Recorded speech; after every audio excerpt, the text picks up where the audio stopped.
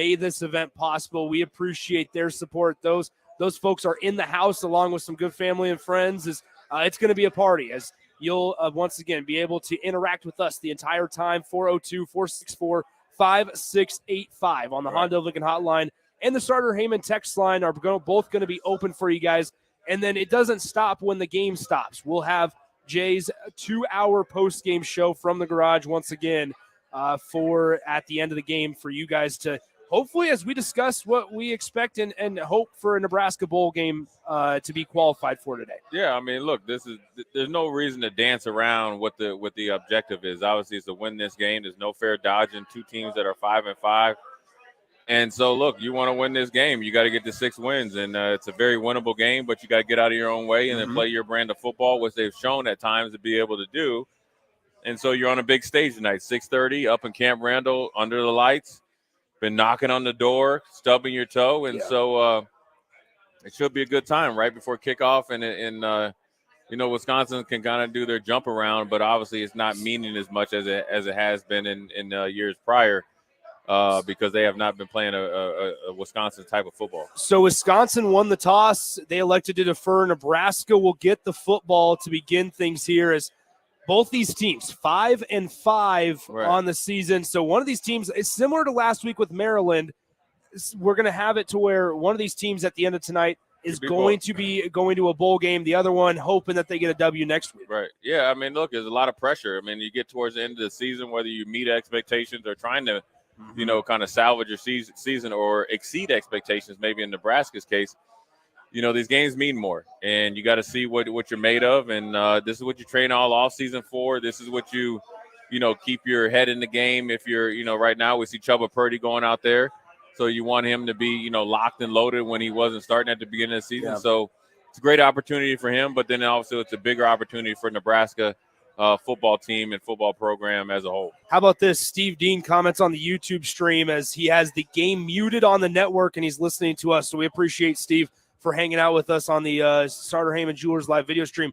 Nebraska, they elect to go pass play on first down and they get a completion to Billy Kemp. Yeah, a little quick pass. And, I think one of those things is it's an extended run game. Wisconsin's going to come out hyped in the first couple, series and, rightfully so.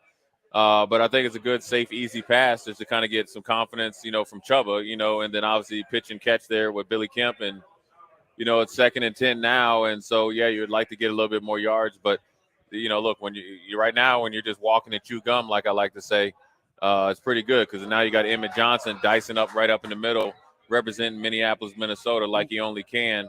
With an 8-9 yard gain. And so you're right back on schedule, 3rd and short. That's what you want. That's going to be a big thing for Nebraska, you feel like, because they struggle on offense. I mean, as we all know, whether it's holding onto the football or just moving the football, getting a guy like Emmett Johnson in the zone early and getting him touches often is going to be extremely beneficial.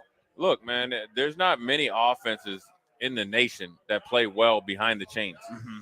And Nebraska with the razor thin kind of margin for error, can't play behind the chains. And so they're no different than anybody else, except for their margin for error is a little bit, a lot slimmer. And so anytime that you could be ahead of the chains going into 2nd and 3rd down, it's a positive series. So Nebraska, and just as a disclaimer, Jay and I, because of legal reasons, can't do play-by-play. So this is not a play-by-play type of broadcast, and we're not going to be breaking down every single situation and giving you kind of the look of it. But we see they bring in Anthony Grant on that 3rd down play that they end up getting a 1st down play to the Huskers. Right. And so they move the chains on the first set of downs, and they have a 1st down handoff to Emmett Johnson. Right. We've seen Anthony Grant. I think it's still like trying to find his role. Yeah, I mean, because he struggled, obviously, with turnovers. Yeah, and I think sometimes that could be, magnified or maybe overblown. And look, he's a quality back. He ran for almost 1,000 yards last year, and he's a tough kid, dependable. Everybody likes him. So, he's one of those kids that you want to keep giving chances because he comes to practice every day and works. And so some plays he runs better than maybe others. He has a lot of experience and a lot of carries.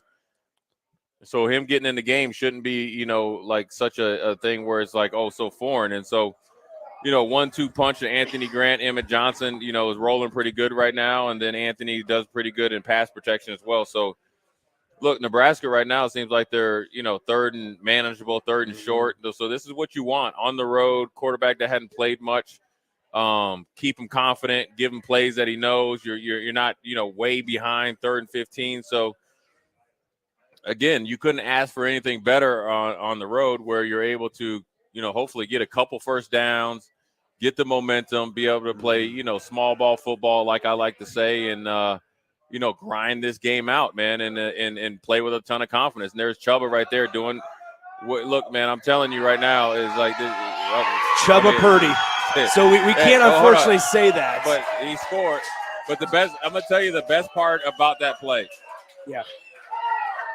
Is he cocked the head back. Yep. Now, if you listen to me and Nick on high school, I always say, listen, the guys that really going to take it home, they hit the sideline, they cock the head back, strike up the band, high knees.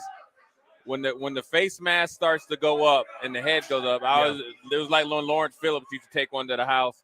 Break, contain, that's what you do, right? So we talk about it coming into the game as Nebraska takes the lead 6-0 point after pending here on a long run by Chubba Purdy on 3rd down and 3. This is Chubba's 3rd start at Nebraska, 4th in his entire career. He started 1 game at Florida State, 2 last year for Nebraska, 4th career across both universities, 3rd in Nebraska. I mean, you just take Nebraska up 7-0 on the road. What's the emotion now? Because now you're putting out that defense that, hey, is one of the best in the country. I mean, look, man, it's something that, I think the biggest thing with Chubba is just getting comfortable, staying healthy, opportunity. When you kind of have these knick-knack injuries that don't allow you to perform well and you have a new regime, you're kind of fighting 2 things right there, competition and then yourself. And so he's healthy. The opportunity came by, Heinrich Haarberg getting, hurt and not being able to be full strength. Jeff Sims kind of having some bad luck, and then there you go, Chubba Purdy, been waiting for it. Now, look, it's the first series of the game. Phenomenal way to start, on time, ahead of the chains, break, contain. Athletic ability has never been a question.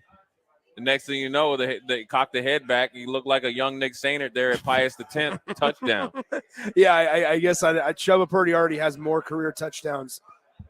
Than I ever did. Not in intramurals. There you go. Yeah, you were the X factor in intramurals. So, I mean, look, this right here gives Wisconsin something to think about, right? Even the first play that didn't go for a gain, the pass was on time, on target. That hasn't been the way it's been, previously. So, it's a good start for Nebraska. Let's talk about this, all right? Because we heard it earlier this week, and I'm sure we'll reference it multiple times. Marcus Satterfield said, hey, we got to get Emmett Johnson the ball a lot more. He needs more carries. Maybe not Emmett Johnson specifically on that drive, but on 5 of Nebraska's 6 plays, they ran the football. 6 plays, 75 yards, took up 3 minutes and 27 seconds off of that clock, and they score a touchdown. Thankfully, with the 55-yard touchdown run by Chubba Purdy. But, I mean, talk about just the ability to kind of set the tone offensively for Nebraska football, coming out, running the ball with your running backs specifically. Yeah, I mean, the conventional run game is huge. I mean, that's how you can keep everything, on schedule and allow, for easier reads in the quarterback position and be able to call plays more aggressively, right? And so, the offensive line that came out and got on guys and moved guys, I felt like over the last 4 weeks, they've kind of had an uptick in their consistency in play. And, that first drive is what you need. Now you need to go. Let the defense handle what they need to handle. Defense kind of gets you the ball back. Offense double down on it and continue to try to do it as many times as repetitive. And, look, you got to expect that Wisconsin's going to make some adjustments.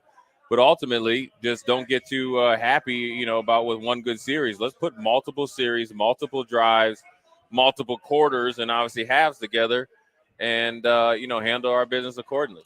So Nebraska will kick things off to Wisconsin. They lead 7-0. Once again, you guys can interact with us. 402-464-5685 on the Honda Lincoln hotline, the Starter Heyman text line, and on the Starter Heyman Jewelers live video stream, Facebook, YouTube, Twitch, and Twitter, as well as Allo Channel 951. All right, Jay, mentality for Nebraska's defense here. We know what they do, against the run specifically. Right. They struggle sometimes against the pass. They're facing an offensive coordinator in Phil Longo who likes to throw the ball, and also one of the more experienced college quarterbacks in the country, and Tanner Mordecai. Look, man, you got to just play the coverages. And, look, guys need to get home if you get a chance one-on-one. Cover the guys down and make tackles, no yards after the catch and all that stuff, and cover them down, make plays on the ball. And so if you're a passing offense, I feel like the 3-3-5 with the ability to drop 7 or 8 is, tailor-made for it. So, I mean, ultimately, being able to make those plays, especially, I guess, magnified last week, coming, the third and longs really kind of were Achilles' heel for Nebraska defensively, even though they only gave up 13 points. You just want to do well against those. And so now you got to be able to wrap up and, handle that stuff. Well, and Wisconsin's struggled running the ball. They've also lost a couple of guys. Braylon Allen's obviously banged up, as we know. But then also they lost Ches Malusi earlier in the season. It's been a really weird year for Wisconsin to this point. In year one of a coach, in year one of a new offensive coordinator, it's been kind of the unconventional, not used to seeing the Wisconsin team that we're seeing this year. Yeah, I mean, look, both of them are NFL quality backs, and Braylon Allen is pretty special. And so I think it's just one of those things that, look, you don't go into a season expecting both your running backs to get hurt. We know that here in Nebraska. It affects your offense, affects your offensive rhythm. And, they just got to adjust. But, really, Phil Longo will let you know Mordecai is going to pass the ball. I mean, he came out last week and threw it 45 times after you didn't have his quarterback the week before. So, Nebraska can't come in expecting to pass 50 times. You got to shut down the run and do a good job there and cover guys down and, not give them any confidence. Look, Wisconsin still has good players. I mean, they have built up their program over the last 22 years of making a bowl game, and so they know how to win. It's like intrinsic in their program. So you got to go out there and beat these dudes, man. And look, you got to come back. They're not going to lay down and let you beat them. And so the best thing to do is go out there and earn the victory. It's not going to be easy. It's going to be tough, but you know what you have to do. And so just go out there and do it. Yeah, I mean, you're absolutely right. By the way, Jackson Acker is the starting running back for the Wisconsin Badgers tonight. Nebraska has a chance here. To get off the field. They forced Wisconsin to a 3rd and long. Right. I mean, they need to get off the field for this offense. I mean, look, when you're on the road, you want to play keep away from their offense. If they don't have the ball, they can't score, most likely, right? And so it's a good opportunity to get it anytime you get in a 3rd down where you feel like you can, match up a call and coverage in front and win the 3rd down. You want to do it. So it comes down to execution, right? It's lining up right. Communication has to be effective and clear, and then you got to execute it. And so it's right there in front of them. And so, it comes down to one of those things that the best thing that you can do is do what you do best, and that's, play good defense, rally to the ball or whatever your kind of catchphrase is, and just go from there. And I think, really when it comes down to playing defense on 3rd down, right, it's alignment, assignment, and be aggressive. That doesn't matter whether you're in middle school or peewee leagues, middle school, high school, college, pros. You got to be able to line. You got to know your assignment. That means your communication, and you got to be aggressive. And so long as Nebraska does that, even though Wisconsin has good players, you'll be okay. Let's go ahead and take a quick timeout here as we are going through the first edition of Nebraska Football Watch Along. Nebraska leads Wisconsin 7-0 with 9.5 to go in the first quarter. We'll be back in a few minutes right after this on 93.7 The Ticket and theticketfm.com. At Union Bank, people don't have your money. Your money has people. First home people, investment people, people who answer the phone and your chats, dream car people, dream retirement people, driving your dream car in your dream retirement people, small business people, credit card people, and all the other people you need. At Union Bank, our people help you do more than you dreamed possible. So stop in and say hello. We can't wait to see you. Union Bank and Trust. Member FDIC. At Mosaic, we build a caring company for the people we serve in our workforce. You can be a part of it. Mosaic supports people with intellectual and developmental disabilities and other diverse needs to choose where they live, with whom they live, and how they spend their days. That is empowering. Do you know someone who could use that type of support? You could become a shared living provider and work from home, or help support people to be active in the community. To learn more, visit mosaicinfo.org. That's mosaicinfo.org. Hey, Joe, check out my new ride. Pretty awesome, huh? Whoa, that's a sweet convertible. You didn't, win this on a game show, right? Nope, this is all me and my pals at Members Own Credit Union. Oh, yeah, they're the people with the great auto loan rates. And right now, everyone who transfers or gets a new auto loan has the chance to win a $1,000 gas gift card, too. Well, you know what this means. Road trip! Fuel your adventure with an auto loan from Members Own. Restrictions apply. Go to membersowncu.org for details. Gaina Trucking is hiring CDL Class A and B drivers. Gaina Trucking guarantees a 40-hour work week year-round, and their strong team culture makes it not a job, but a career.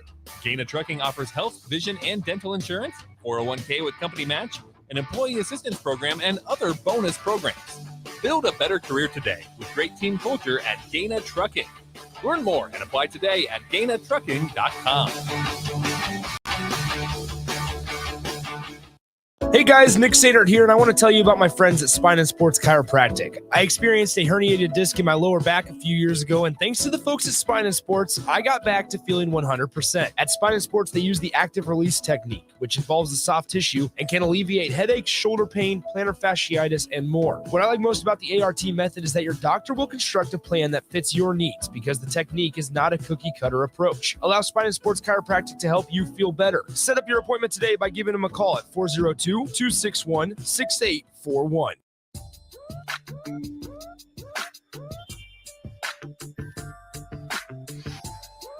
Welcome back on the Nebraska Watch Along. Nebraska and Wisconsin Huskers force a Badger punt, so they'll take over at the 24-yard line. Once again, okay, so we saw on the first possession of the game for Nebraska a 55-yard touchdown run for. It wasn't it wasn't inaugural. This is the inaugural Watch Along party. The Watch Along party in the garage. Okay. In my garage, and the little send-off party, but it's all good. So here, but on the first possession of the game, we saw a 55-yard touchdown run from Chubba Purdy. Sure. Nebraska, is it as simple as go back to that? Go back to what you did on the first drive?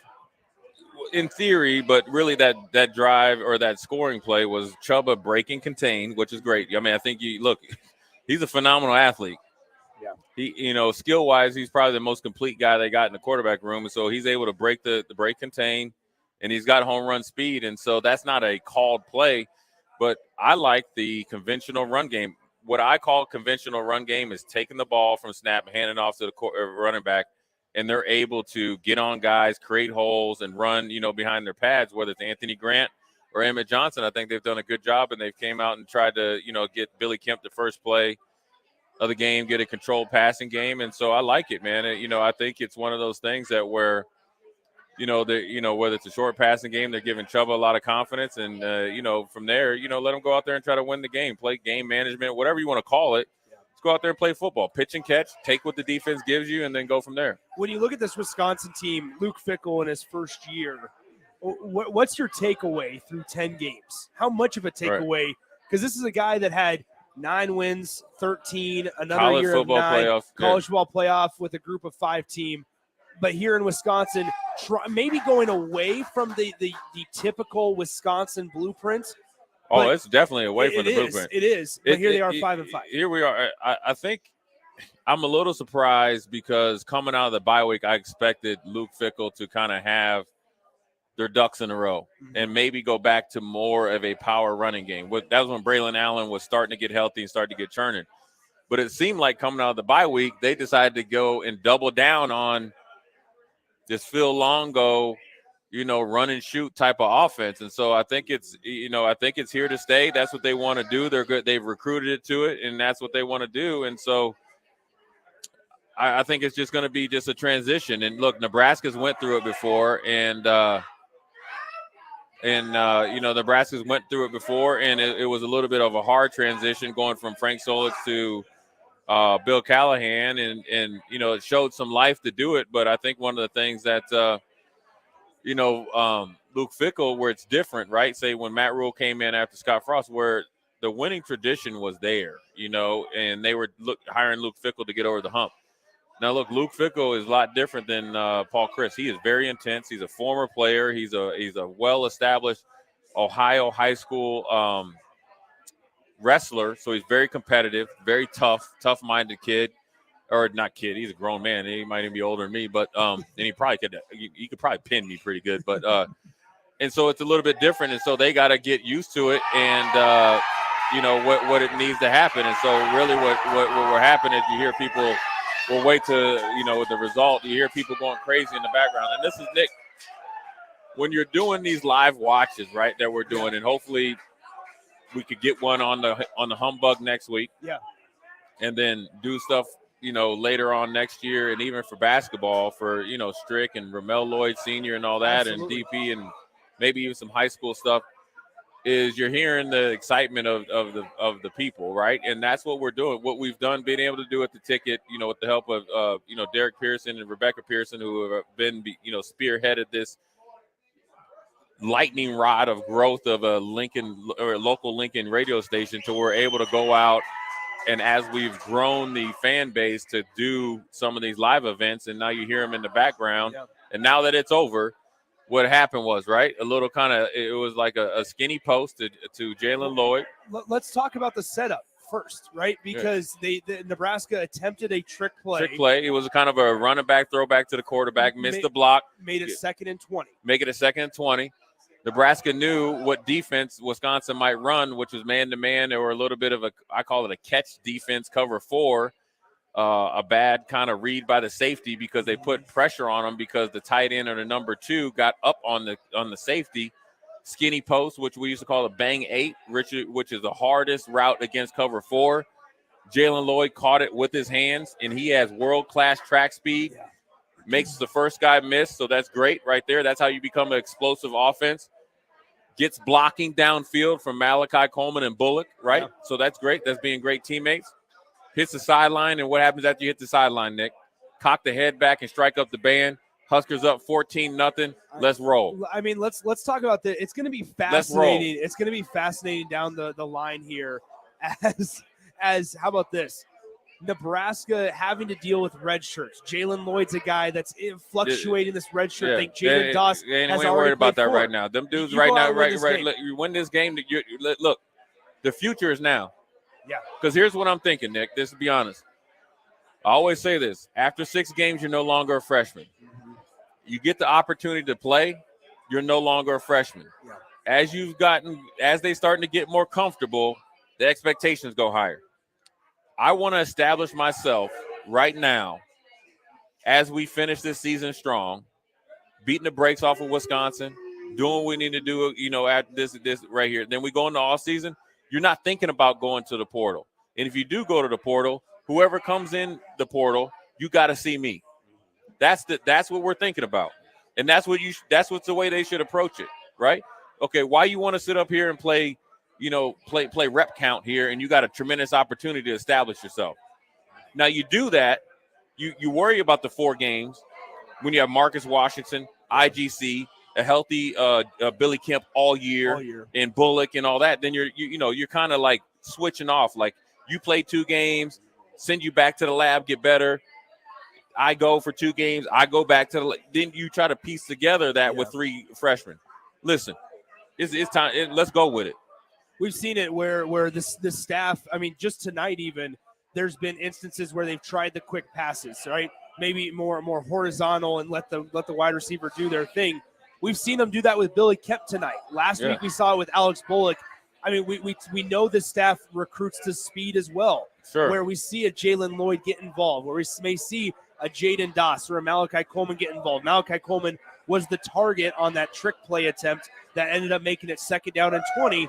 We're seeing them, hopefully, I think, start to trust the younger guys more and more as the season progresses. Look, man, the more that they practice, I mean, they're there. They're the guys when they roll out there. They have got to.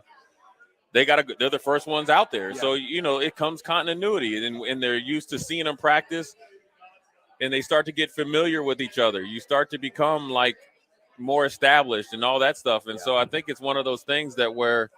The more that they do it, the more that they get comfortable with it, then the expectations go higher, and then you got to reach those expectations. And so It's nothing wrong with it. Look, they got 5 minutes left in the first quarter and all that stuff. It's a long way to go. So you got to just keep your head down and do what you need to do. How about this start for Chubba Purdy in his third career start for the Huskers, fourth throughout both of his universities that he's attended. 5 for 5 for 79 yards and a touchdown. He also added, obviously, that 55-yard touchdown run on the first drive of the game. Emmett Johnson with 3 carries and 15 yards for the Huskers, who have 151 total yards compared to Wisconsin's just 19. Yeah, I mean, right now, Wisconsin might be a little desperate. You're bringing in a hobble Braylon Allen and a guy that's got a high ankle sprain. I got to test that ankle out. Hey, look, man. Here's the way I look at it, Nick, and it might not be for the faint of heart. You got good trainers, right, in the offseason. You come up in there half-stepping, I got to see what's happening with that ankle. And if you get hurt, then, that's just part of the deal. And that's the way it's a gladiator sport. And so Nebraska got to just keep plugging away. It's early. There's a ton of football left. We've seen it last year in the first game. You see it so many games. Play by play, series by series, quarter by quarter, half by half, obviously game by game, and do your thing. And you just got to do what you need to do and stay in front. Don't get too happy with the 14-point lead. Don't clock watch here, right? Don't look at the scoreboard. Bear down and put the dagger in the heart, man, and you got to do it over and over and over and beat these guys. Don't give them any confidence. And that's what they're facing. They're kind of facing some of the stuff they did before, but ultimately you got to expect Wisconsin to answer. Then you got to answer again. Play it like you in a dogfight. You hit the first couple of haymakers, right? They ain't knocked out yet. They're going to come back to you. Once again, 402-464-5685. You guys can chime in all time or the entire game here. We do want to thank Bart Peters, Security First Bank, Jamie Peters of Health and Home Consultants, Macaroni, Tony Miller, as you call him, the head of private banking at UBT, Jeff Barclay, and Scott Ritter of the Pillar Restaurant Group, Nate Green of Cancer Partners of Nebraska, Kevin Meyer, Cork and Bottle, and then Tim Vogt of Vogt. Yeah, Trucking. we also have Dr. Razdan in here right, from Advanced Medical Imaging. Absolutely. He's making an appearance. He had texted me and said he might not be able to make it, but he said if he can swing it. Look at that. I mean, everybody knows. I mean, we got about 30 people in here, 35 people in here, all in, kind of celebrating the ticket. Everybody listens to the ticket, but then also, excited to watch Nebraska potentially, get a victory. Let's go ahead and pause 10 seconds for station identification right here on 93.7 The Ticket. This is Lincoln's home for sports talk on the FM dial. Also online at theticketfm.com. On the internet. KNTK FM Firth, 93.7 The Ticket. Jay, from a defensive standpoint, obviously you being a defensive guy, when you see your offense start off the way Nebraska frankly has, what does that do for your side? Because, I mean, you look at Nebraska's defense specifically this season, it's felt like, man, Nebraska's defense goes above and beyond maybe even, I don't want to say expectation because Tony White will always tell you they can always get better. Right, sure. Right, but they've certainly consistently been the better of the two sides of the ball. Well, so what does this do for a defense's mentality here? Well, then, look, let's go out there and do our job even better. Let's go. I mean, there's no excuses now, right? Let's go out there and try to dominate these dudes, and you know what? The one thing I can say about this team is they have not wavered in the support of each other, right? And that lets you know the coaches have done a good job of we versus I or them. And that's what you want to do. Even the few times that I've interacted with some of the coaches, they're talking about we. And they're talking about some of the things that we did, what we can do, and all this other stuff. So when times are tough, you got to be in there because there's going to be a time, even like when I played long times ago, where we kind of were on our heels. The Missouri game, we were on our heels. Then we were able to kind of get our stuff together and answer the bell. The offense had to kind of, like I say, carry the water uphill, right? And sometimes it's slick. So, it's up to the defense now to really establish themselves. And what I'm talking about is take it to the next level. Being good is good. Let's go be great. This is something where you want to talk about, where Nebraska is out there trying to, inflict their will, impose their will, physically dominate them and all that. I mean, this is what you should be doing. And so, I think that's the change in mentality, but it doesn't change because ultimately how you do it doesn't change from what you did when you played really well.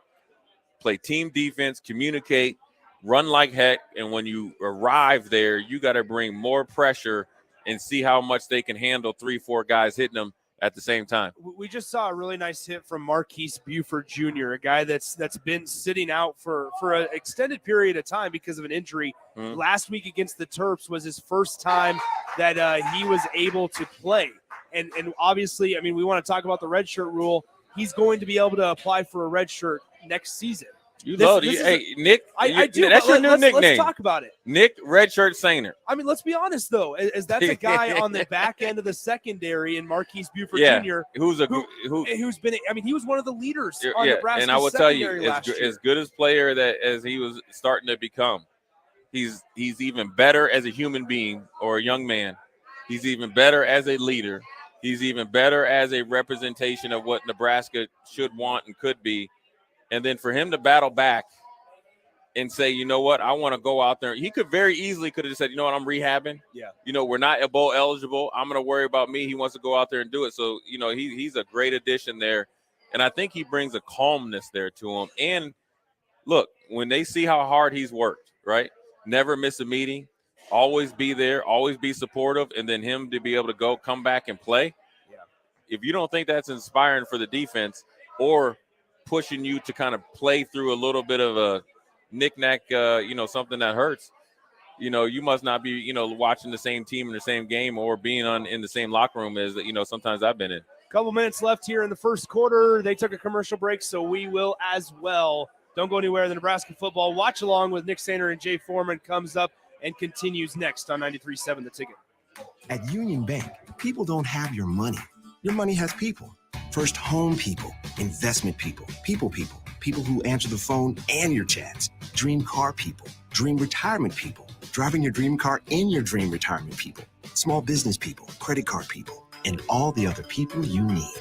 At Union Bank, our people help you do more than you dreamed possible. So stop in and say hello. We can't wait to see you. Union Bank and Trust, member FDIC.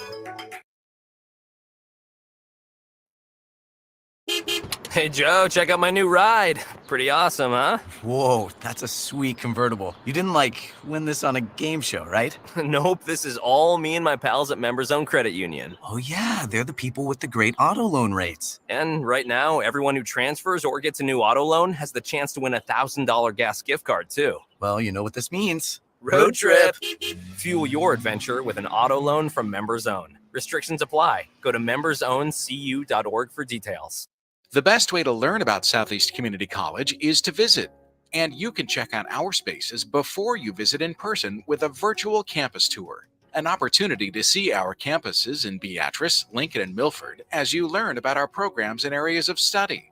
There are virtual tours of our learning centers too. We can even take you on a personalized virtual tour. Learn more on our website, southeast.edu/visit SCC. SCC, your path to possible. Hey guys, Nick Sehnert here, and I want to tell you about my friends at Spine and Sports Chiropractic. I experienced a herniated disc in my lower back a few years ago, and thanks to the folks at Spine and Sports, I got back to feeling 100%. At Spine and Sports, they use the active release technique, which involves the soft tissue and can alleviate headaches, shoulder pain, plantar fasciitis, and more. What I like most about the ART method is that your doctor will construct a plan that fits your needs because the technique is not a cookie-cutter approach. Allow Spine and Sports Chiropractic to help you feel better. Set up your appointment today by giving them a call at 402-261-6841.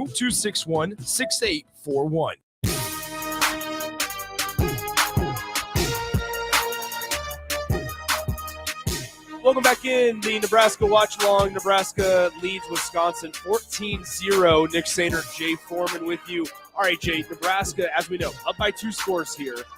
Talk about the differences between stepping on the throats and trying to go for the kill shot, right? Understanding that there's a lot of game left. Yeah. But continuing this, but then also playing smart. Is there a just similarity? keep playing. It's a long game, but ultimately you want to be able to out-execute somebody, and it's almost like a death by 1,000 paper cuts. Showing up every single time. I'm in your face. I'm making you beat me. I'm here to answer you physically, mentally, and emotionally. Yeah. All that stuff. And so, that's what it comes down to. I'm not going anywhere. Yeah, we're up by a couple of scores, but I'm trying to bury you. I am trying to take every single life out of you. And whether it goes away quickly or, slowly, I'm here to just do my job. And that's what you do. Look, man, it's 3 quarters left, right? A lot can happen on both sides of the ball. Look, you still got to go out there and execute. And it's a mentality thing. And you got to expect Wisconsin's a proud program, right? And their defense has played pretty decent for the most part all year. You can't expect that they're going to just allow you to, score every time and all that. So you just got to be able to out-execute them and take what they give you and then, make a couple, average plays look special. And that's what I mean. And here's what I mean by that, Nick, here's what I mean by average play look special, right? Say it's 3rd and 12. I catch a 6-yard or 7-yard slant hitch. Well, I catch the ball, so that's an average play. How do I make it look special? I break a tackle and I get 6 more yards after the catch. Now we got a first down. Now we got the momentum, right? Those are just average plays, right? A pitch and catch, really average play is I have a 8-yard route catch or called. You hit me at 8 yards, they're off the field. Let's do our job and then go above and beyond. I'm talking about I always say on defense, right? Do your job, then go play football. No different on offense. Do your job and then go play football. If I got to cut you off on the backside, then go get somebody else. The play is never over until the whistle's blown, and it's the extra effort along with the effort at the point of attack, which is, allows teams to be successful. And then the biggest part is to be consistent. Don't get over your skis and get too, overzealous or excited. You got to go out there and just systematically beat your opponent, beat them up. There's nothing. I mean, when you play this game of football, there is no friends. And my only friends and who I play for wear my colors, and it's no different in baseball, right? Just to kind of flip to another sport, you're playing in a playoff game or winner take all in like a club tournament, and you're up 6-0. Well, you ain't gonna be like, all right, I just want to beat you 6-5. I'm trying to beat you 12-0 or whatever that is to kind of run rule you, right? And it might not happen the next inning after you have a big first inning. You've been there, right? Well, it might be 2 innings. You might have to take pitches. You might have to, play some defense, right? Guess what might happen, as far as this baseball analogy, is that you might have to make a routine play and then make the smart play, tag, and throw them out at first. Where does that come from? Footwork, repetition, confidence, and just doing the simple things. So Nebraska's got to stay out of their own way. They got 1 quarter down, it looks like, and then we'll tee it up here in the second quarter. Yeah, so Nebraska leads 14-0 after 1 quarter of play. Let's go ahead and throw it back to the studio where Austin Orman and Jake Bachhoven are standing by to give their thoughts and recap, give you a scoreboard update from around the country. So, guys, go ahead and take it away from back in the 93.7 The Ticket Studios. All right, thanks for sending it to us. It's certainly a fun game that we can cover so far, as a little bit more scoring than we expect out of Nebraska. 14-0 Nebraska with the lead, Austin. All I can say so far is what a game by Chubba Purdy. What is going on? What is happening right now? I don't have an answer. Is this fun? Are things going well? 14-0 after 2 drives. Yeah. And then Nebraska has run the ball with good success there to end the first quarter. Bach, I'm not going to lie. The trick play had me scratching my head. Oh, yeah. Reminiscing to last week. What are we doing? Why that call now? And then Chubba Purdy says, nope, no big deal. Yeah. Redeems himself. And not even redeems himself. Redeems his offensive coordinator the next play. But this is what Nebraska's been lacking the last few weeks, is those big plays. Nebraska's offense, when it has to have a methodical drive, gets in its own way with a penalty or a turnover late in a drive. So if you can have an explosive play, Chubba Purdy running for 55 yards with bad angles from Wisconsin is helpful. And then making up for it with Jaylen Lloyd breaking a tackle. Perfectly thrown ball. Jaylen Lloyd did the rest. It's that explosive element we haven't seen out of Nebraska over the last few weeks that got the Huskers on the board. Yeah, and to that trick play, too, was the double pass, and Malachi Coleman was wide open for a touchdown. If they could have just been able to protect Purdy a little bit longer. So I guess it's a little bit forgivable in that case, but I do agree with you. I hate when Nebraska, especially a team that struggled with offense over the years, this whole year, I mean, at the 50-yard line, first down. Some quarterbacks, well, that's the time to take the shot. To me, all right, let's just make sure we get this drive keep going. But again, redeemed. So Jaylen Lloyd in his world-class speed, as Jay Foreman put it, helping Nebraska and Chubba Purdy so far. Who saw this coming? It makes you really excited about obviously how this game can end, but it starts to get you kind of feeling like maybe, Iowa, you don't need too many points to score to beat Iowa. Now, unfortunately, they won the West, if you saw that earlier today with their victory over Illinois. But a little bit of spark on this offense can really get your mind going, especially because I know it's not going to get all the talk right now, but the defense is looking really good. The defense is looking solid. I don't think Wisconsin has gone to the game plan that we said I thought they would need to in pregame. But Ty Robinson with the pass batted down on that third down. Wisconsin's run it okay. I want to see Nebraska fill its gaps a little bit better. But to go a first quarter without allowing any points, even to a Wisconsin offense that might not be as efficient as it was in years past, maybe the best 15 minutes of football Nebraska could have asked for. 162 yards in the first quarter for Nebraska, just 32 for Wisconsin. No penalties on Nebraska. Once again, 3 on Wisconsin for 35 yards. So it is looking good for Nebraska, but they are getting the second quarter up and running. So let's send it back out to the garage for Nick and Jay for the watch party. Yeah, thanks, Bach. Thank you, Bach. Hey, so listen, Jay, let's talk about that for a moment. What they were just mentioning about no penalties for Nebraska. There's only been one for Nebraska over the last 2 weeks. How have you seen, because we know the struggles Nebraska has had with not only procedure penalties, for withholding penalties, right, just some disappointing and undisciplined penalties in games and weeks and years past. Right. What have you seen kind of change over the last couple of weeks to where they have just one penalty over the last 2 games? Well, it's the attention to detail and coaching and what they, been preaching on all season. It didn't come to fruition right away, and they've been steadfast in whatever, they've been preaching to the players. The players have been, kind of regurgitating it or whatever, reciting it, and then they've been living it. And so it's kind of showing in the penalty box. And they haven't had payback in the wins and losses and points, but you're seeing it now. It's just kind of rinse and repeat. Hopefully it's one of those things they continue to do and they continue to play well. And penalties have been huge, I think. But I think the accountability and discipline and the expectations of what, people have wanted, or not people, but what the coaching staff and the football program right now have expected of their players is paying off right now. You know what I mean? So, again, they have put action behind their words, holding guys accountable, raising the expectations, being attention to detail as far as the, running the plays right and effectively. And you're seeing it right now in the short term on the road up there in Camp Randall. And I'm assuming it's pretty loud up there. The Wisconsin fans to be able to have a whole day to prime themselves. Isn't that what they call it? Prime? Yeah, pregame or prime is been a deal. It's been probably for them to be loud, but Nebraska's been able to come out, execute so far, stay penalty free, and stay at or ahead of the chains, and that's how you become a pretty consistent team. We're gonna talk about it throughout the course of the night, but you want to look at 2 major differences here. Nebraska was behind schedule, frankly, one time, and that was on that second down and 20. And you might have been able to say they were behind schedule on the third down, and I think it was like 12 near the goal line that they got bailed out with a roughing the passer penalty on Wisconsin on third down that kept this current drive alive.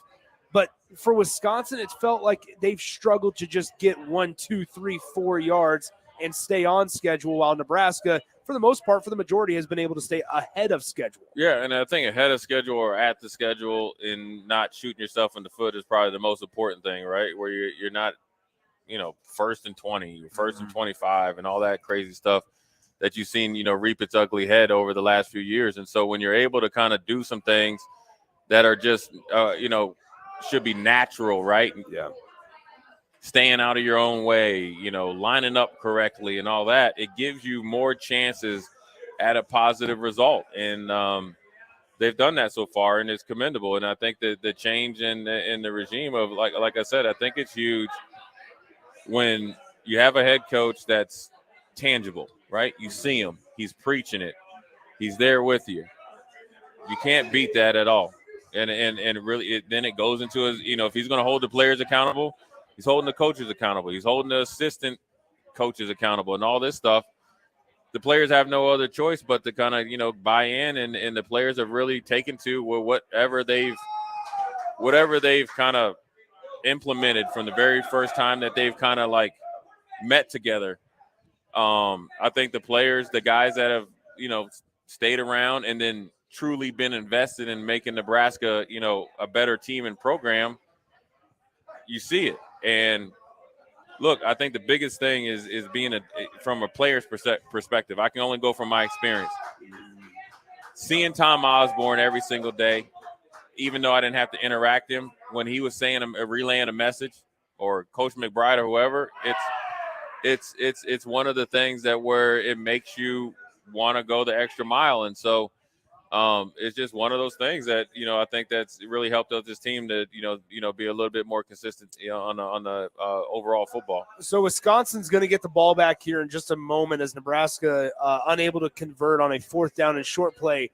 One thing I do want to mention on the availability report, Nate Borkacher was kind of a name that was surprising to see on that availability report as listed as questionable next to Heinrich Harburg. Right. Nate Borkacher, certainly the better of the blocking tight ends when compared to Thomas Fedoni. Right. What's that mean now for not only Fedoni, but now a guy like Luke Lindenmeyer, who we saw kind of sub in on that 4th down and 1 play as, all right, you're looked at as the blocking tight end of the room that's fully healthy at least. Well, it's an expanded role, and he's shown flashes to do it pretty well over the season. So you got to do it longer, in this game. And same with Fedoni, you got to step up, dude. It's not about just, this is not, talking or a shot at Fedoni, but, look, playing tight end, whether you're playing in college or in high school or in the pros, you got to be able to, put your body on somebody and move them. And so it's what you have to do. And it's not going to be any exception. And so if I'm Fedoni, I'm looking at it as a better opportunity to do something that I hadn't been able to be called upon to do, because you have Lindenmeyer and Borkacher. Now Borkacher out, so then I get to do more. Yeah, we continue breaking it down right after this on the Nebraska Watch Along. Nebraska leads Wisconsin 14-0. The Badgers get the ball back here in just a few moments on 93.7 The Ticket. Garage doors can be expensive. Are you keeping yours in the best condition possible? This is Cameron Hall with Doors Plus. Doors Plus is a locally owned business that prides itself on the fast, reliable, and friendly service. Doors Plus offers flexible scheduling so you can book an appointment that fits your busy day. My team and I will come out to your property, both commercial and residential, and provide you with the necessary information you need to make sure your garage door is in working and smooth condition. Give Doors Plus a call today at 402-590-5800 to book an appointment and learn more about our preventative maintenance plans. Doors Plus, garage doors, and more. Experience the Landmark difference with the next level of dealer support. Landmark, your local John Deere dealer, continually works to have parts on hand the first time you walk in the door. Our internal route system means we can get the parts to you typically same or next day to keep you up and running. At Landmark, we understand time is money.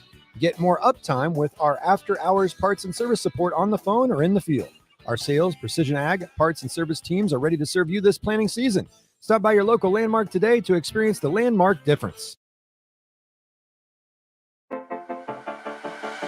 Whether you're booking a trip to Lincoln for a football game or a volleyball weekend, the Scarlet Hotel at Innovation Campus is the place for you. The Scarlet Hotel is special on many levels, from the delicious Well and Good restaurant on the main floor to the coolest rooftop patio bar in Lincoln, the Barred Owl, on the top floor of the hotel with great views of the city and one of the coolest drink menus. Book your stay or book a staycation today at scarlethotelnebraska.com.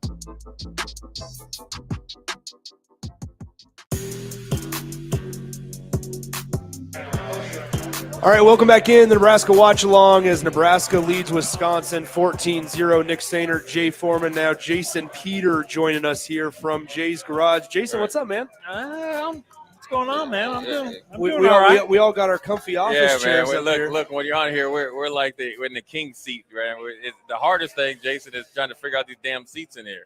Yeah, you guys been working hard all night. I know. Something like that. All right, so Jason, Chubba Purdy, Pretty good start for him at quarterback. I mean, what are just your general thoughts on Chubba and what you've seen from him? So far, so good. As long as he doesn't put the ball on the ground, I think we'll be all right. They came out. They were running the ball really well. They kind of got away from it there a little bit last series. But defense is playing well. Just play smart, and I think this is a game we can certainly win. Jason, I want to ask you this: is from I know because we played, but from you to be one of the best defensive tackles in Nebraska history. Talk about how hard it is to play against a quarterback that's very strategic when he runs the ball, like Chubba's been, and then can beat you on those 3rd and 6s and 3rd and 8s.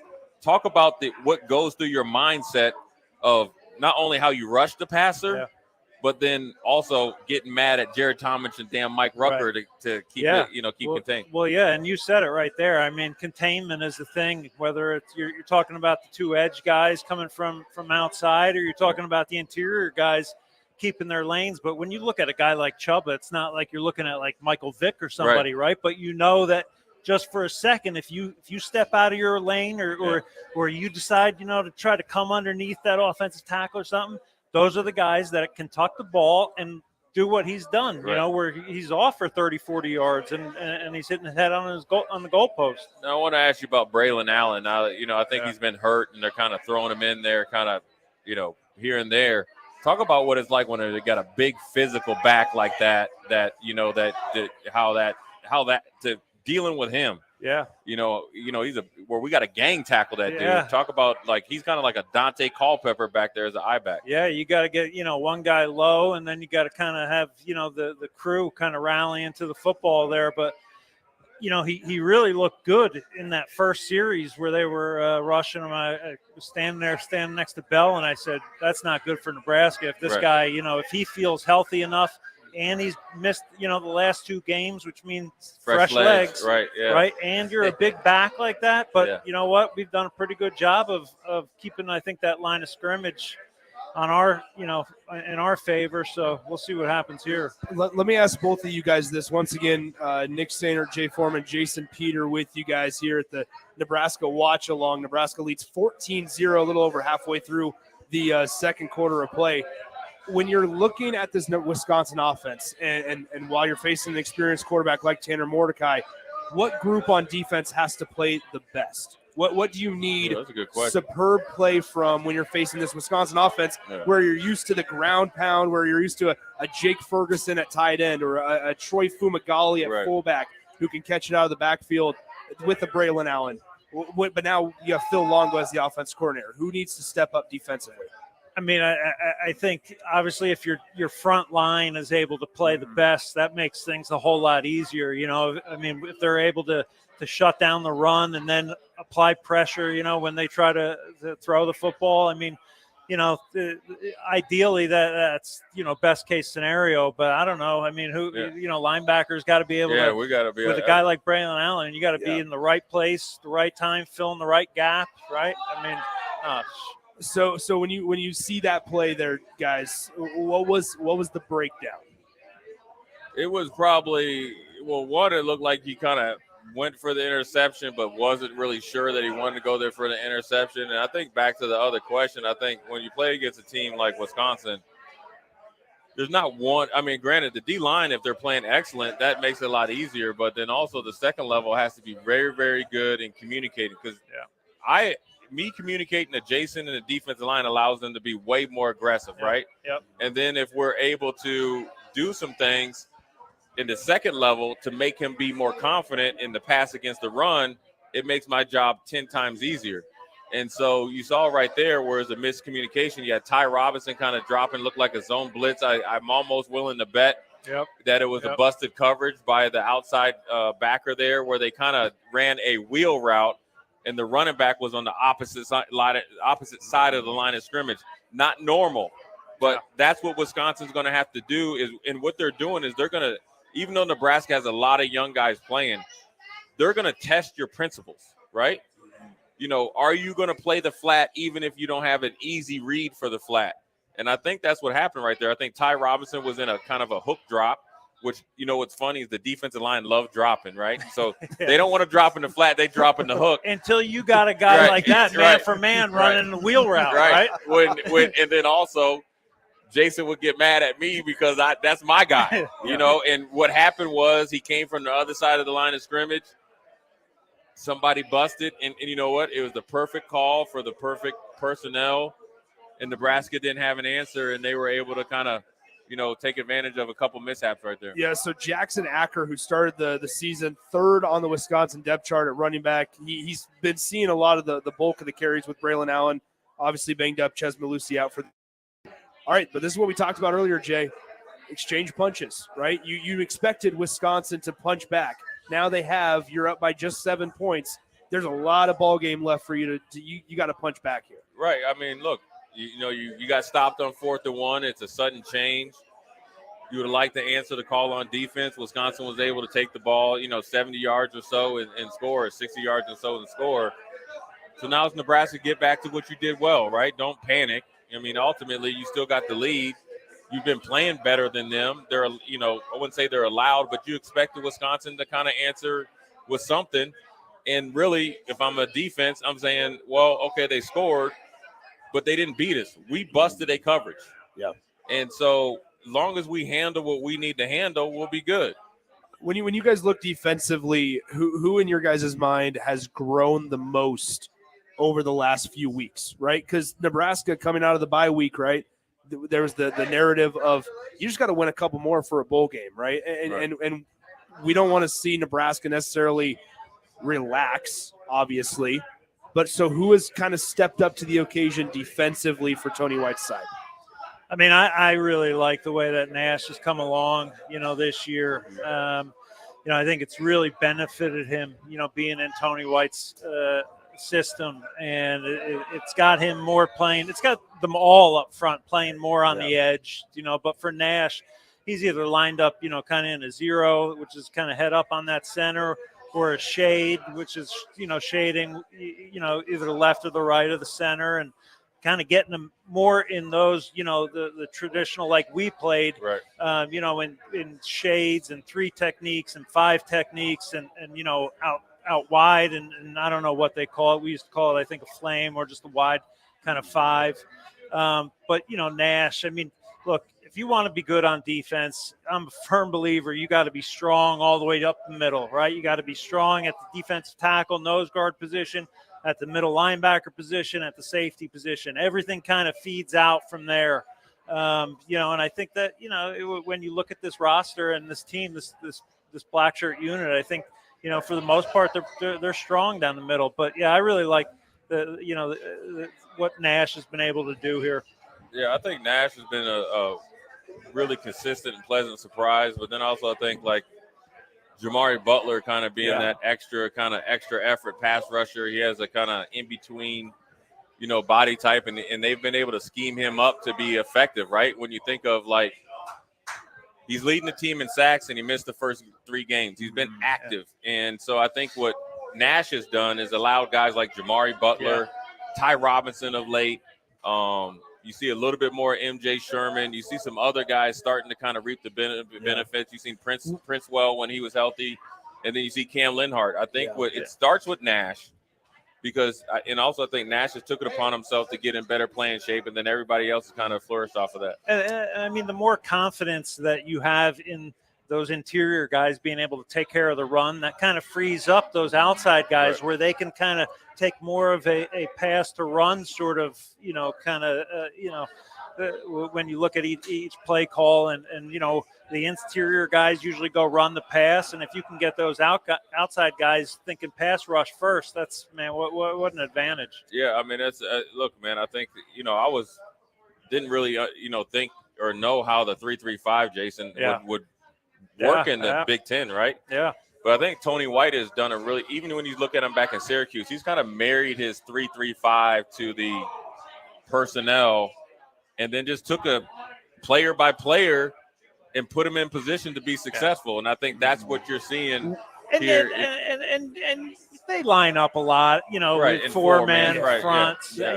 More it's traditional yeah. looks. So 3-3-5 may be their base, but I think the thing that's great about this defense is that how multiple you can be out of it. And Tony White has certainly taken advantage of that. And we've seen guys like Javen Wright, now fully healthy, carve out roles. And you mentioned Jamari Butler, right? And like Omar Brown especially carved out a role to where maybe he's fit better at a specific spot in Tony White's defense than maybe in previous years' defenses under coaching staffs. We've seen guys like that now fully healthy really make an impact on defense consistently. Yeah, and even like somebody like Deshaun Singleton, where he's done a heck of a job of really, taking over when Miles Farmer was, he put himself in the transfer portal. So, I mean, I think Nebraska coaches have done a good job of allowing the players to really compete, and then also kind of do what they need to do. But then you get coaches that kind of marry it to what you do well.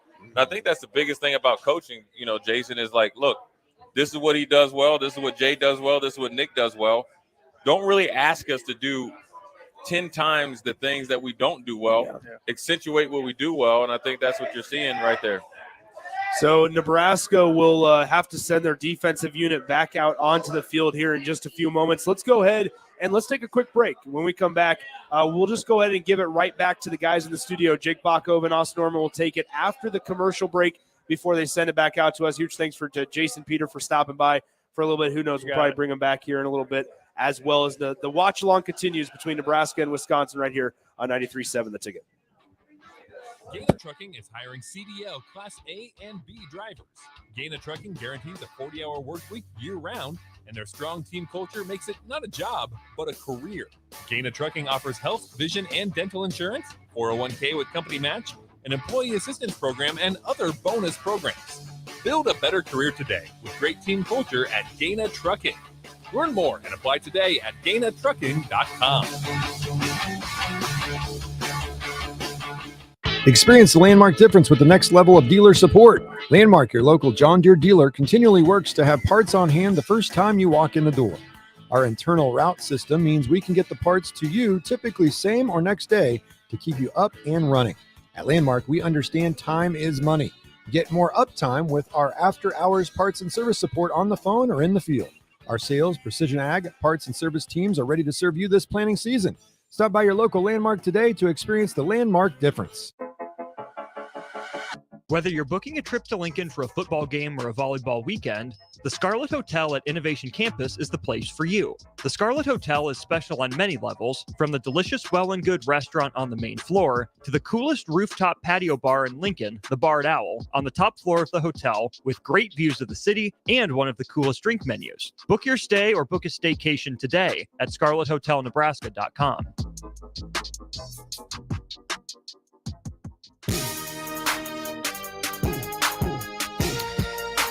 Jake Bachman and Austin Orman back in studio with you as we will talk for a few minutes about the game and some of the scores going on before we send it back out to the watch party with Nick Sehnert and Jay Foreman. Right now, Nebraska up 14-7, about 6.5 to go. And Wisconsin to get some pretty good field position after Brian Buschini did not boom one. And none of his guys went down and covered enough. It bounced all the way back to that Buschini was diving, grabbing the ball, and ended up just being a 19-yard punt. So Nebraska with the early 14-0 lead. Wisconsin with a chance here with good field position, maybe to go down, tie it up, or cut it within a few, get a field goal and cut it within 4. Guess what Wisconsin did? Went run first, ran a couple times to start the drive, and then got Nebraska to sit back in a zone, and Tanner Mordecai picked him apart. I don't think this Nebraska team is as good in zone as it is in man because of the mentality. I think this is a team that needs to play on that edge, to be aggressive, to be moving forward.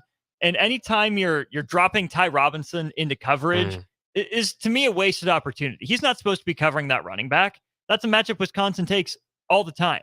So I think Nebraska needs to continue to mix up the looks, even against as an experienced a quarterback as Tanner Mordecai, who just ran for a first down there. But keep mixing the looks up and stay on that edge, right? Wisconsin found something the last drive, and it's the same thing Maryland found. It's the same thing Purdue found when it moved the ball against Nebraska. Northwestern, too, to some degree. Yeah, so far, Chubba Purdy, 6 of 7, 87 yards and a touchdown through the air, 8 carries for 57 yards and a touchdown on the ground. Tanner Mordecai, 9 of 13 for 78 yards and a touchdown passing, and just helped out his running numbers there, 4 carries for 10 yards. All right, let's send it back out to Nick Sehnert and Jay Foreman for the watch party. We'll be back here in just a bit. Thanks, Bach. All right, once again, Nick Sehnert, Jay Foreman, Jason Peter with you guys. A little bit of a maybe disappointing result on a trick play by Wisconsin there. What were you guys seeing? Well, they had the perfect defense dialed up for the trick play. It just missed a tackle there in the backfield. So a lot of times when you miss a tackle in the backfield, it results into an explosive play, and you got to break down right here and just use the rest of the field as your defense and allow your other, defensive mates to rally to the ball. And so now Nebraska's got their back against the wall, and they got to kind of just settle down and get back to playing fundamental defense. Yeah, so I mean that's the thing though, right? It's exchanging punches like we talked about. This is where we've seen Nebraska's defense really excel. Is this bend don't break kind of mentality where they've, frankly, been in a lot tougher positions and more adverse situations than they are right now. And they've been able to hold opponents to either field goals, turnovers, whatever the case may be. I want to ask Jason, Cam Linhart as a freshman, I can't speak for you. I know for me, I wasn't ready to go out there and play. No. Talk about what you've seen from him, as an 18, 19-year-old freshman that's been able to come in and be pretty consistent and competitive. Yeah, he's been impressive because it's been from the first game of the season that he was making an impact. And, I think back to, when I was 18 and a freshman, my gosh. You first go out there and it's like you're playing against grown men, right? Some of these guys even have, they had kids, some were married, right. It's a whole different world, right, that you're stepping into. And, Cam has done a tremendous job. Really, really being that one constant force that they can count on to get pressure. When they need pressure, 11 is usually around the football. Talk about when pass rushing. What's the biggest thing that young guys need to learn how to pass rush in college? You know what I mean? I think it's one thing doing it in high school because you're probably most likely bigger and faster and stronger than whoever you're going against. College is different. What's the one thing or two things that you could relay to people to learn, that they need to, learn how to do it in order to be an effective pass rusher? I think to a thing that's lost nowadays, and I don't know if it's because, they go on Twitter and there's so many expert D-line coaches on Twitter, right? And they love to they love to show like those big highlight plays, and it's usually like, a quick swim, a jump swim. Right. Well, part of that is, you kind of take it's a move that, you throw in maybe like once out of every 20 rushes or something. Right. Like the majority of your rushes need to be speed to power, power moves, right? Because you got to be able to react back and get back into plays and regain your leverage, right? And when the second that you go up top, there's a risk that, boy, if those big guys, they catch you, and they're going to take you for a ride, you're going to end up on your back, and now you're completely out of the play, right? But when you do more of like the club rip sort of stuff, power moves, then I think, you're still able to be effective even if the first move doesn't work, right? It's much easier to get into a counter move when you still have your feet on the ground and you have, a good lower center of gravity. And I think so.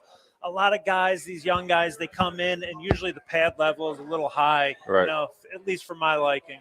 Yeah, and talk about the ability, like effort. That's the thing. Yeah. I think I read a stat where T.J. Watt, 76% of his sacks came from second effort. Yeah, and the first guy, second that you said effort, it made me think Kevin Green. Yeah, and playing with him down there, and just the way that he used to approach pass rushing, and just nonstop, the motor that was going, and it, that was the one things he always told me. He's like, the first move is important without a question. He's like, but the one that's more important is the what are you going to do when the first one doesn't work? What's going to be your counter move? And, when you watch a guy like that who, he made his money on third down, it's just the effort, the relentless, just being relentless to the quarterback and just nonstop. And, I'm never going to have any compassion for defensive ends, Right. whatever. I play both positions. I mean, but when you're rushing the passer and you're pushing on those 350-pound guys, Right. the legs go, right? Right. I mean, that's a big difference, right, between playing defense and offense. Offense, a lot of time you're receiving kind of the blows, right? You're in a passive more position. You're not exerting as much energy out of those legs. Right. You're that leg burn, that lactic acid doesn't kick in sometimes the way it does with defenders. Right. That's why, when you talk about some of those great defensive lines, they talk about, being 7-8 deep. Right. Yeah. Those great defensive lines of San Francisco. And you see, that's obviously what they're trying to do right now, right? I mean, not only did they sign Gregory, a month ago, then they Chase went Young. out. Yeah, it's even back when your New York Giants were able to beat the Patriots. They were able, that NASCAR thing. Yep. Wisconsin, regardless if they're passing the ball, they got some big old offensive linemen. Yeah. Talk about the difference between rushing against a kind of a regular size offensive lineman and I say Wisconsin has those like engulfers. You know what I mean? Kind of just they like to kind of get you and get their arms around you and all that. Talk about the nuances of rushing against maybe a more technically sound, athletic guy and a guy that's trying to like maul you. Yeah. You think of guys like Aaron Taylor, that we played with, and the guy that I played against in the Big 12 championship game in '96, Dan Neal. He was another short guy, like 6'1", like former wrestler type.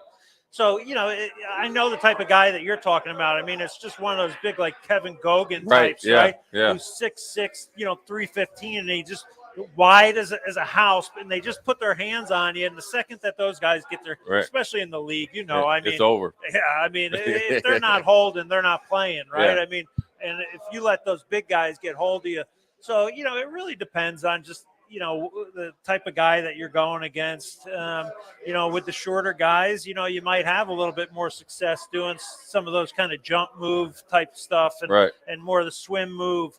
But it just kind of depends. The main thing is that you got to be going forward, right? Yeah. Like a lot of guys, they get stuck on side to side. It's kind of the same as a running back or even a linebacker. I'm sure when you're, standing back there, and I'm sure young guys, they come in and they're going back and forth, and it's all wasted steps, right? You want to be able to go boom, boom forward.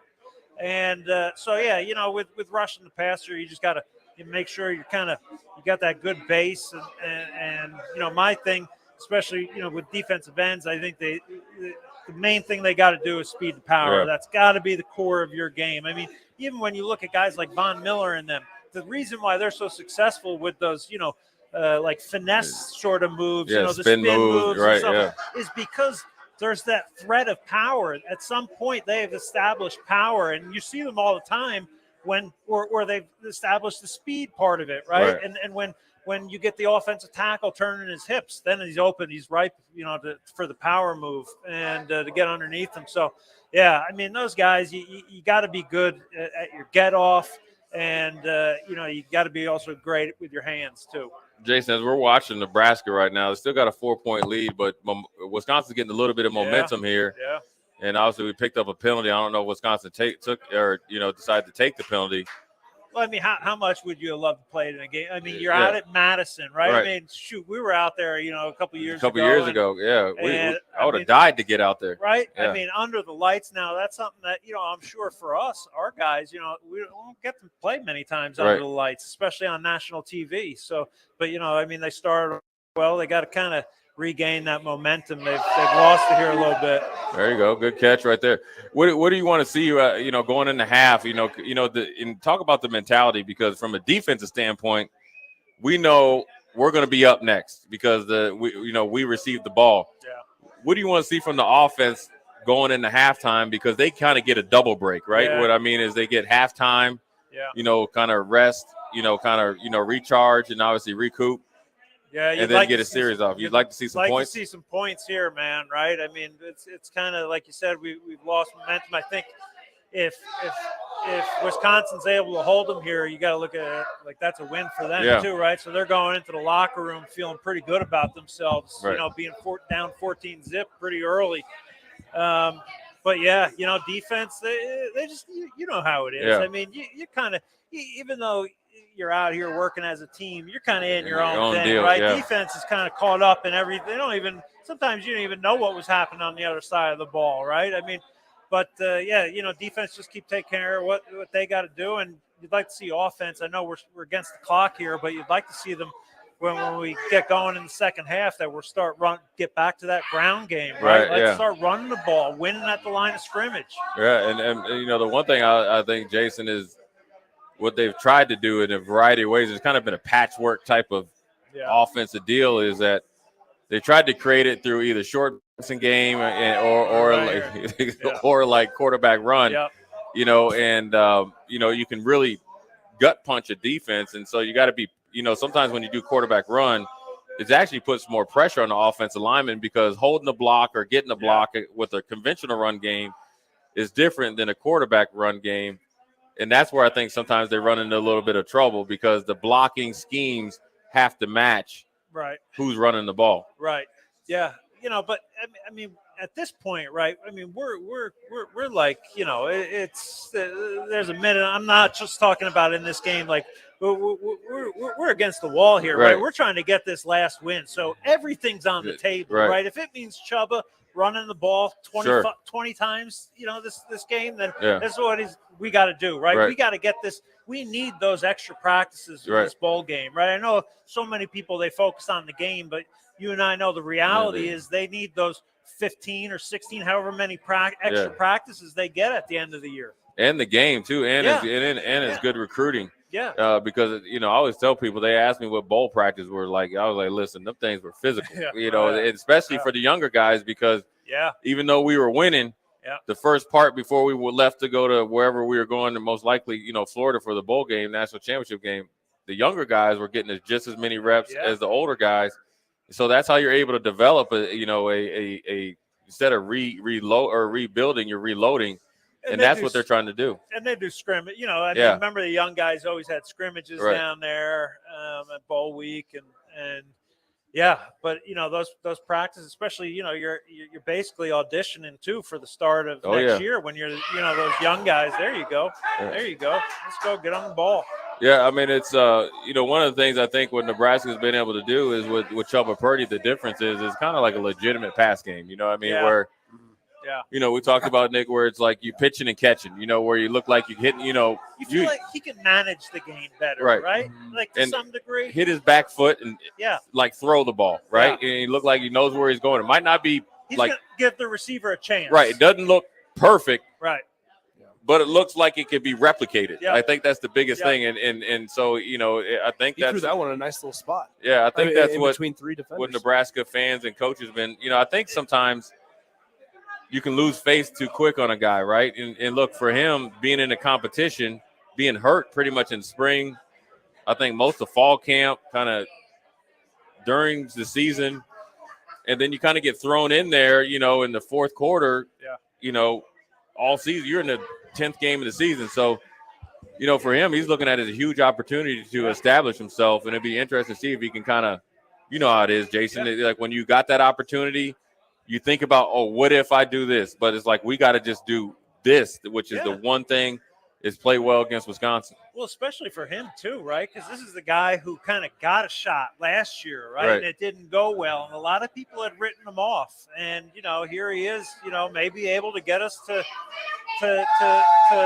bowl week, and he's playing well. He's not making huge mistakes. I mean, like for our team, for our offense, that's huge. Right. Yeah. I mean, you're looking the part. I mean, you're playing the. I mean, it's not even because I would say this. All three of our quarterbacks look the part. Yeah. They're all physically good-looking dudes. He looked like he's playing the part. And what Jason, talk about this. And we played against good quarterbacks in college. We had great quarterbacks on our team. We played against various levels of guys at the league. Talk about the art of playing the quarterback position. Because I think everybody, when they think of quarterback, you always think of Tom Brady or Patrick Mahomes.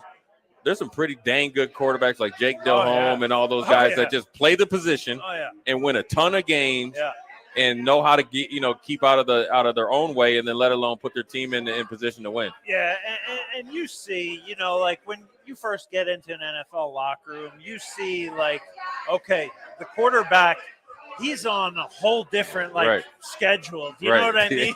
Yeah. Those guys, they don't get to leave the building. I Right. mean, and everything, and it's only gotten more demanding, since we've been done playing, with how much priority there's put on quarterback play. And it's a trickle down type deal, Yeah. right? It all starts at the NFL, right? Whether it was protecting them or, I heard some guys talking about, these quarterbacks kind of, like the Roethlisbergers and them. Right. They were talking about it earlier, and how that crew of quarterbacks, they got to not only play in a time where they started to protect the quarterbacks, Right. but then it was really a quarterback driven league, right? right? And Yeah. I mean, you think about all those quarterbacks that went, from the time with Manning through Yeah. 05, Phillip Rivers and Right. them, and the money that those guys You guys were made making from it, yeah. because you could really get longevity too Right, out yeah. of playing the quarterback position now, right? But yeah, I mean, these guys, there's so much being asked of them nowadays. Yeah. Yeah, I mean, it's unfortunate. Nebraska goes into halftime 14-10. A little bit of a slice-a-roni San Francisco treat there by the kicker. And look, every point is paramount. But look, at Nebraska, I guarantee you, if you would have talked to any coach on Nebraska, any player before you left Lincoln yesterday, and say, look, we're going into half, up 14-10, you take it. Yeah. Now, I think Nebraska has obviously played well enough to be like, man, we expect to be up at least 17-10. We should have be up 14-0 or whatever. So they got to go in and regroup and understand that, look, the only way Wisconsin beats us is if we beat ourselves. And that's really the message that needs to be there. We need to bear down and handle our business. The rest will take care of itself. So it was a good first half. Happy, appreciate Jason. He's about to bounce out of here, just stepping in for us. And we're going to take a little bit of long break. Gonna get some. We need some tea and some lemon juice to get our voices back. So we're going to send it to break on this live stream here from the garage. Jay Foreman, JP, and Nick. We'll be right back.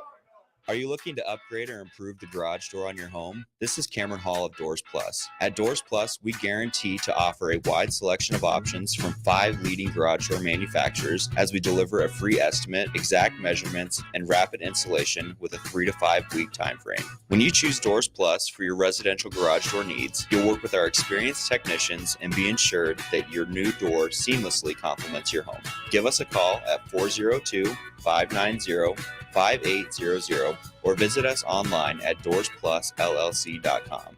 Doors Plus, garage doors, and more. Sunday morning. It's quiet, not in a weird, too quiet way.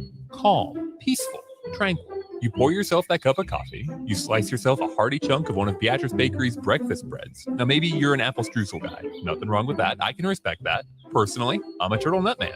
Something about those pecans. But the real ones know, don't sleep on that date nut bread. Sweet, but not too sweet. Nutty, not overly. The perfect morning treat. Beatrice Bakery. Online at beatricebakery.com. Welcome to our world of yum. At Union Bank, people don't have your money. Your money has people.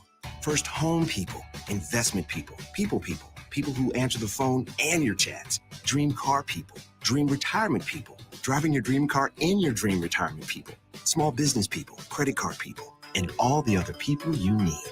At Union Bank, our people help you do more than you dreamed possible. So stop in and say hello. We can't wait to see you. Union Bank and Trust, member FDIC. At Mosaic, we build a caring company for the people we serve in our workforce. You can be a part of it. Mosaic supports people with intellectual and developmental disabilities and other diverse needs to choose where they live, with whom they live, and how they spend their days. That is empowering. Do you know someone who could use that type of support? You could become a shared living provider and work from home, or help support people to be active in the community. To learn more, visit mosaicinfo.org. That's mosaicinfo.org. Are you looking for some holiday fun? This year, start a new tradition. Make the Nebraska Christmas Light Show experience an annual event for your family and a cherished memory to look forward to every year. From Black Friday to January 3rd, buckle up and tune into the rhythm of the lights and let the magic of Christmas take over with the show. Now located at Star City Shores, just off of 27th and Highway 2. Buy your tickets for just $20 or $25 per car today at NebraskaChristmasLightShow.com. Allo is turning 20 this year, and we plan to celebrate all year long. Since 2003, Allo has vowed to put customers first and deliver a drastically different experience. No matter where you live, work, or play, we believe you deserve an affordable, secure, and reliable connection. We're proud to have served our businesses and residents with seriously fast fiber optic service for 2 decades. Thank you for trusting Allo as your local internet, phone, and TV provider. Follow us on social media to know about the 20th anniversary celebrations in all our Allo communities. Hey guys, Jake Sorensen here from Early Break. The garage door at our house has been needing replacement for a couple years, and a few months ago, we finally did something about it. Steve's Garage Doors and Services was great through the whole process in providing options and also going to the next level to get a door that was approved by our HOA. And best of all, the removal of the old door and installation of the new door was done smoothly with no issues. Call Steve's Garage Doors and Services today at 402-480-2840.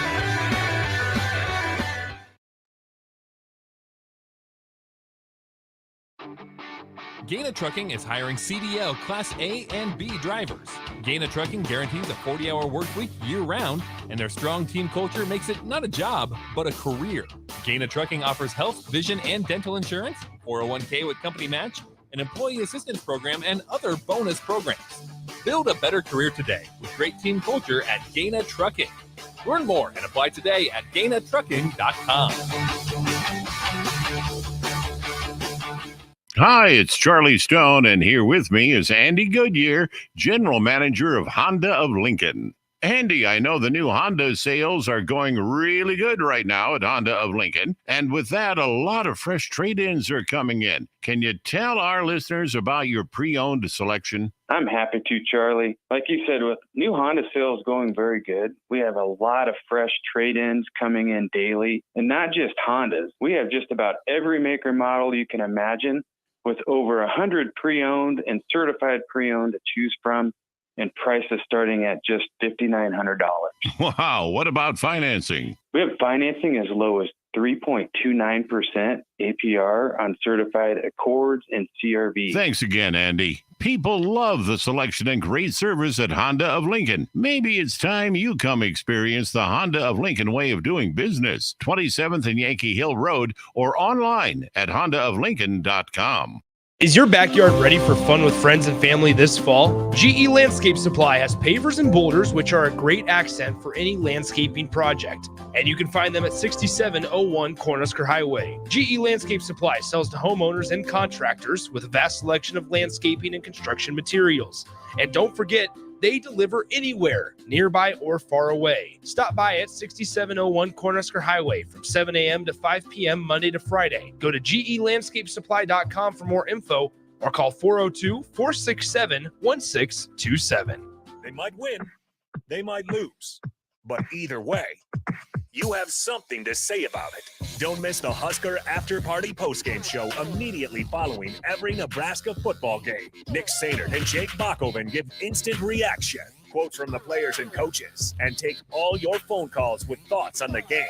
It's the Husker After Party postgame show, only on 93.7 The Ticket and theticketfm.com. Sponsored by Action Plumbing and Heating, Gary Michaels Clothiers, and Brent Excavating. This is Lincoln's home for sports talk on the FM dial. Also online at theticketfm.com. On the internet, KNTK FM Firth, 93.7 The Ticket.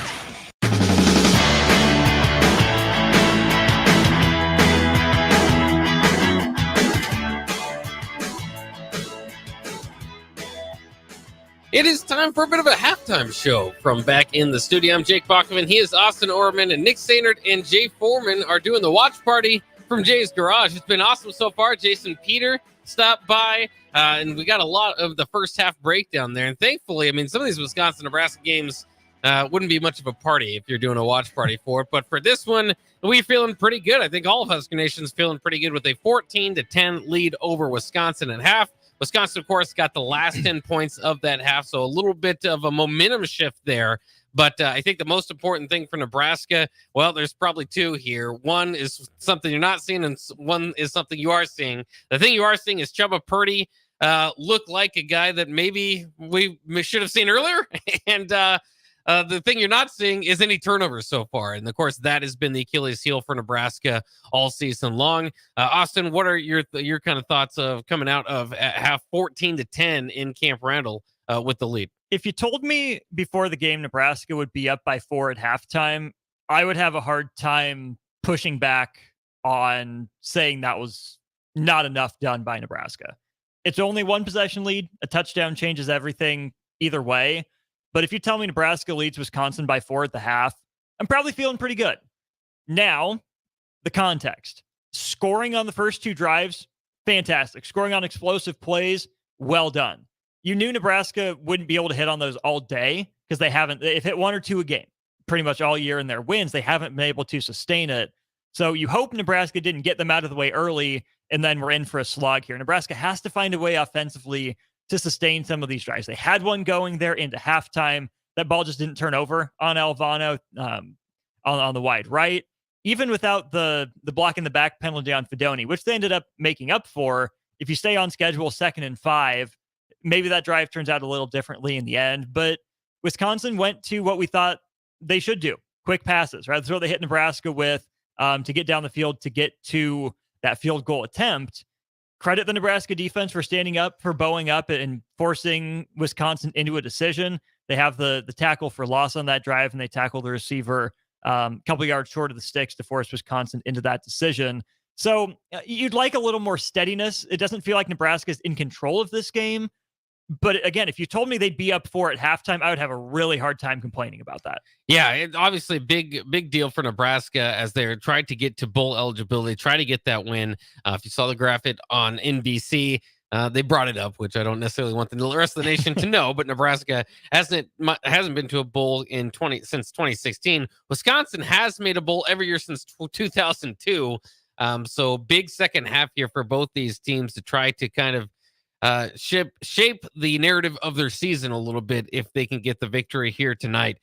For what it's worth, let's do the halftime stats on Nebraska's side here. Chubba Purdy, 10 of 12 for 144 yards and a touchdown. Of course, the biggest pass he made was to Jaylen Lloyd on that deep touchdown pass, 58 yards. Lloyd did a lot of run after the catch there. In any case, Chubba Purdy also on the ground, 9 carries, 68 yards and a touchdown. We can continue with the stats here in a second, but I also wanted to note he looks natural running the option. Heinrich Harburg, it took kind of a long time to get him to pitch, just to be quite frank. And then, still, I wouldn't say he looks bad at it, but it still looks like he's in the developmental stage of it. There was a fake pitch that Chubba did early in the game that's going, that looks like an option quarterback right there. And even the pitches that he did make, he would have gotten the same amount of yards as his running back. So give your skill position guy a chance to make a play. Even if it's 1-on-2, maybe he can squirt through the cracks for a couple yards. So instead of you taking a hit, it's your running back. Chubba Purdy looks in control. I still don't have faith in this Nebraska passing offense, but he's ripped some throws. Mm-hmm. Obviously, the touchdown to Lloyd comes to mind. The one to Fedoni over the middle, 2 of them to Coleman over the middle now. Even the quick passes to Billy Kemp. As you look at Nebraska's receiving numbers, you have the big play to Kemp. You have a 26-yard pass to Malachi Coleman there, the 13-yarder to Bullock, the 12-yarder to Fedoni, and 5 for 29 for Billy Kemp, who's been there on the quick stuff. Nebraska's done a pretty good job of mixing it up in the passing game. Chubba Purdy's done a good job of finding the open guy more often than not. Kind of got away with one at the end there, throwing that moon ball to the back of the end zone. I like taking a shot at the end zone, but Nebraska's lucky to have even gotten a shot to get the field goal off, given how long that ball was in the air. Yeah, it was interesting. Marcus Satterfield doesn't obviously get a whole lot of credit around here in Lincoln, but they did start this game with another pass from Chubba Purdy, but it was a quick pass. They were kind of doing those quick hitters to Billy Kemp, like you said, early in the game to kind of get his confidence rolling, kind of get things going east and west that Wisconsin had to worry about defending that maybe helped open up the passing game downfield a little bit. But yeah, I mean, it's been interesting. Rushing the ball. Anthony Grant, 7 carries for 38 yards. Emmett Johnson, 8 carries for 20 yards. They've looked pretty good. Grant specifically, obviously, with the better numbers there. Kind of interesting that he is right there in stride with Emmett Johnson as far as carries, because he's kind of taken a back seat over the last couple of weeks, but it's good to see him get back to it. Obviously, he can't fumble the ball. That's kind of where he's been in the doghouse all season. But we've seen it before in past seasons. He could rip one off here in the second half if they keep feeding him the ball. I'm excited to see Anthony Grant back into the rotation. He's shown good patience. Nebraska's offensive line has done an okay job so far. There's been a couple times they've gotten beat. The 4th and 1 opportunity stands out as a big miss there. It didn't work, so it's boring, But if they tried something more creative and it didn't work, it's getting too cute. So I respect the effort. There just wasn't much there on that play. But Anthony Grant has done a good job of not automatically jump cutting, right? Of taking that extra half a beat to see where that crease opens up, and then he's hit it. Nothing huge, nothing explosive. An 11-yard run, his longest. I think that was on a first down to move the chains. But 7 for 38, 6 for 22, even if you take out that longest carry. Anthony Grant's been fine. Emmett Johnson, I don't know if they've used to the best of his ability. I think he's gotten more of the inside runs and more of the option runs that Wisconsin has, covered him up pretty well on those. But if you can get enough quarterback run out of Chubba Purdy to keep them honest, you can get the shiftiness and the explosiveness out of Anthony Grant, and then the workhorse style of back out of Emmett Johnson in the second half. Having 3 options there and having 5 receivers with a catch, keep Wisconsin's defense on its heels. Keep them guessing where the ball's going next. Defensively for Nebraska, leading the way in tackles is Marquise Buford. He's got 4 tackles, including laid the boom on one of them. Yeah, he did. He did that. He also got a partial tackle for loss that Cam Linhart pretty much earned. He got that partial tackle as well. So good job by Buford for cleaning up there. Other leading tacklers, Isaac Gifford and Tommy Hill, each with 3.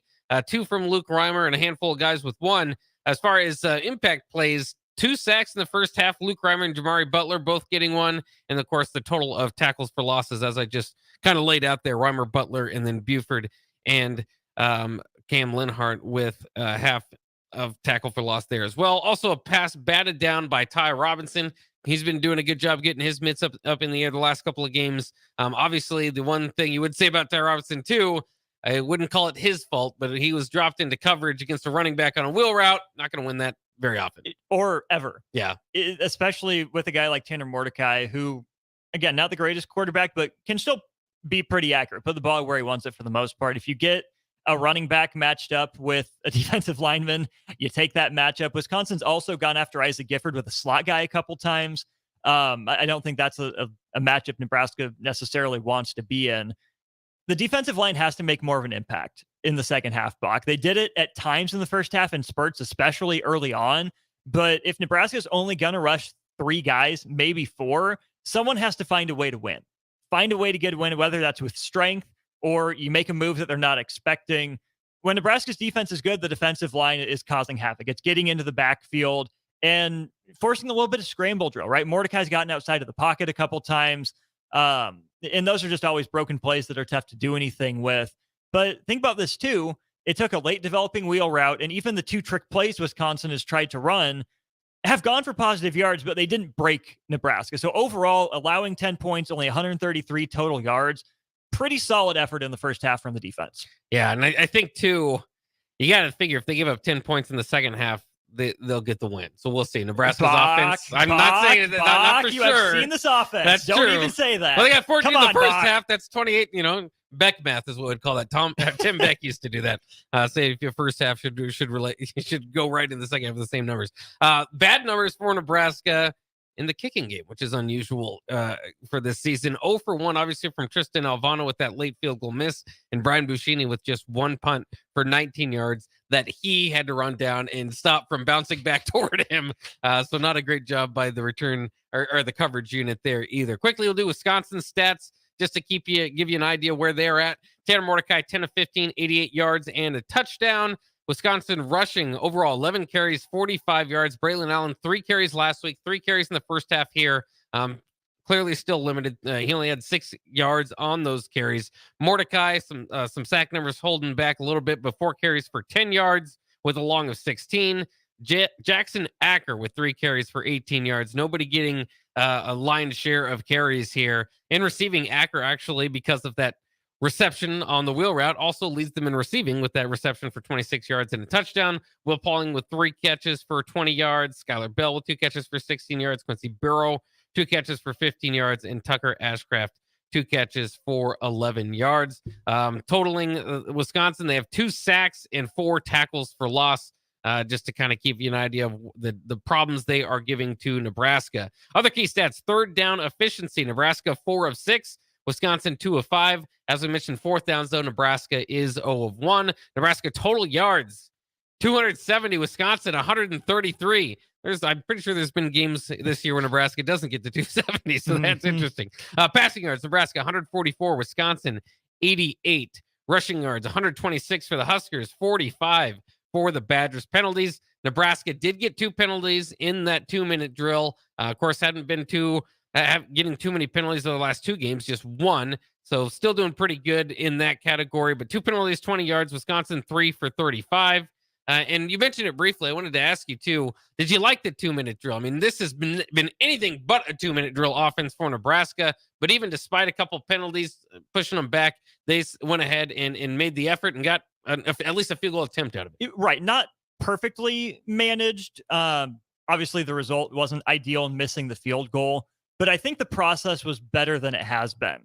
Maybe some of that has to do with Chubba Purdy and his arm, that he connected on some of those throws. The first one to Fedoni to get things going, then the one to Coleman over the middle to really get the drive started off.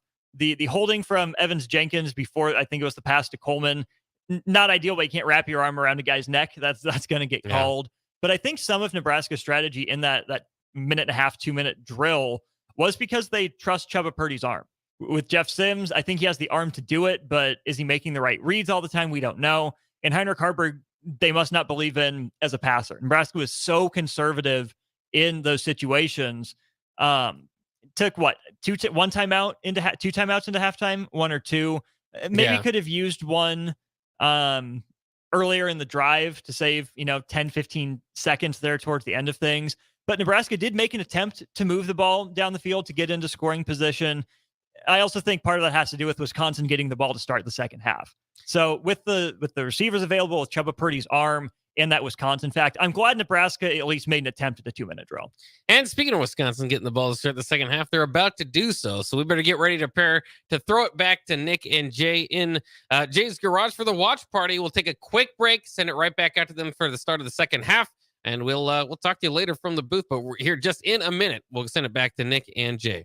Are you looking to upgrade or improve the garage door on your home? This is Cameron Hall of Doors Plus. At Doors Plus, we guarantee to offer a wide selection of options from 5 leading garage door manufacturers as we deliver a free estimate, exact measurements, and rapid installation with a 3 to 5 week time frame. When you choose Doors Plus for your residential garage door needs, you'll work with our experienced technicians and be ensured that your new door seamlessly complements your home. Give us a call at 402-590-5800 or visit us online at doorsplusllc.com. Doors Plus, garage doors, and more.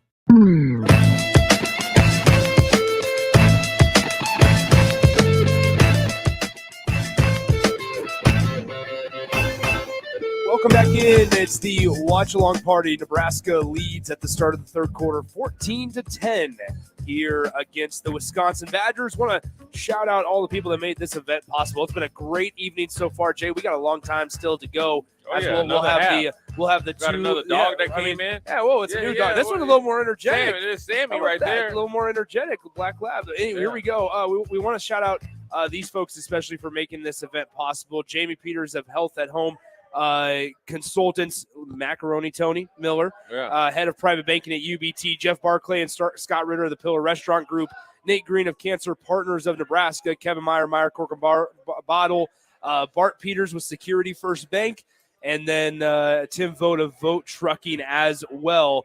Nebraska on defense to start the third quarter. Let's go back to the last possession of that first half. Right. Because, Jay, although it resulted in a 42-yard missed field goal for the Huskers, that was probably the most well-executed drive we've seen going into a locker room for Nebraska this season, and it was with the Chubba Purdy as their quarterback. Yeah, it looked like everything was in rhythm. They were, at or ahead of the chains, and they were, doing what they needed to do. And so, it looked pretty good. They had a chance at a field goal, a makeable field goal, and just kind of, pushed it off to the right. Looked like, my approach shot to a green, a little, push fade, slice-a-roni San Francisco treat. So I think Nebraska, obviously you don't want any moral victories, but look, the ability to kind of push the ball downfield when needed or do the things you need to do in order to be successful in the 2-minute offense was there. And, look, when you're playing, going into half, that's I always say that football, or at least in my opinion, right, football games are kind of broke down into like 8 to 12 situational football segments, right? And the series before you go into half, especially if you don't start the second half with the ball, is huge. And so Nebraska did everything they needed to do to put themselves in the position to get 3 points. And more importantly, though, they were able to come out in these first three plays and force Wisconsin into a punt. And so they got the ball now, and there's some headhunting going on. Yeah. And so they got the ball now, and then they get a chance to kind of continue along with the progress. I think one of the things you got to realize, you jump out to a 14-point lead. Wisconsin's going to come back. You got to withstand their kind of body blow or haymaker. Then you got to settle down and kind of work your jab a little bit and get back on rhythm, kind of get your mojo back. That's what halftime's for. This team is shown to be able to come out of halftime and be, on point. And so, you just want to expect them to kind of move along and then, get a good series and drive together and put some points on the board. So that's what I was going to say. So, we saw a little bit of everything. Chubba threw the ball relatively well in that first half, 10 of 12, 144, and a touchdown through the air for Chubba Purdy, Nebraska's quarterback. But then you also had some pretty good numbers running the ball. How about this? Anthony Grant was the leading running back for the Nebraska offense in that first half, 7 carries, 38 yards. What's the adjustment now that you saw?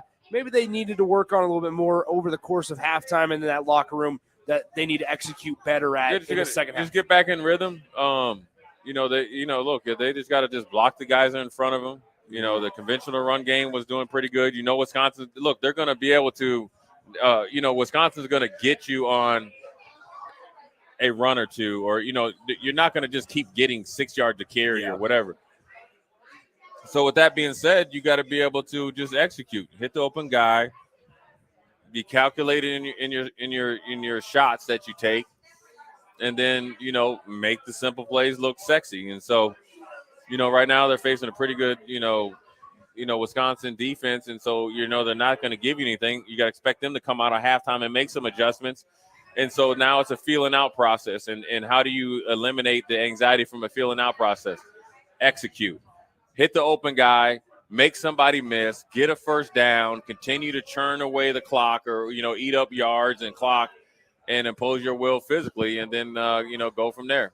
Nebraska is going to be faced with a 3rd and long here. They just popped a graphic up on NBC where it said Nebraska on 3rd down, 4 of 6, which is a pretty good clip. Yeah, but in those what percentage is that by your pious the 10th education? I couldn't tell you. It's sounds over like 50%. 2 or 3, 66%. 66.6%. That's a good guesstimation when it's 4 out of 6. Though. Here's what I would say, Jay. What's the happening? Average yards to go through those 6 third downs.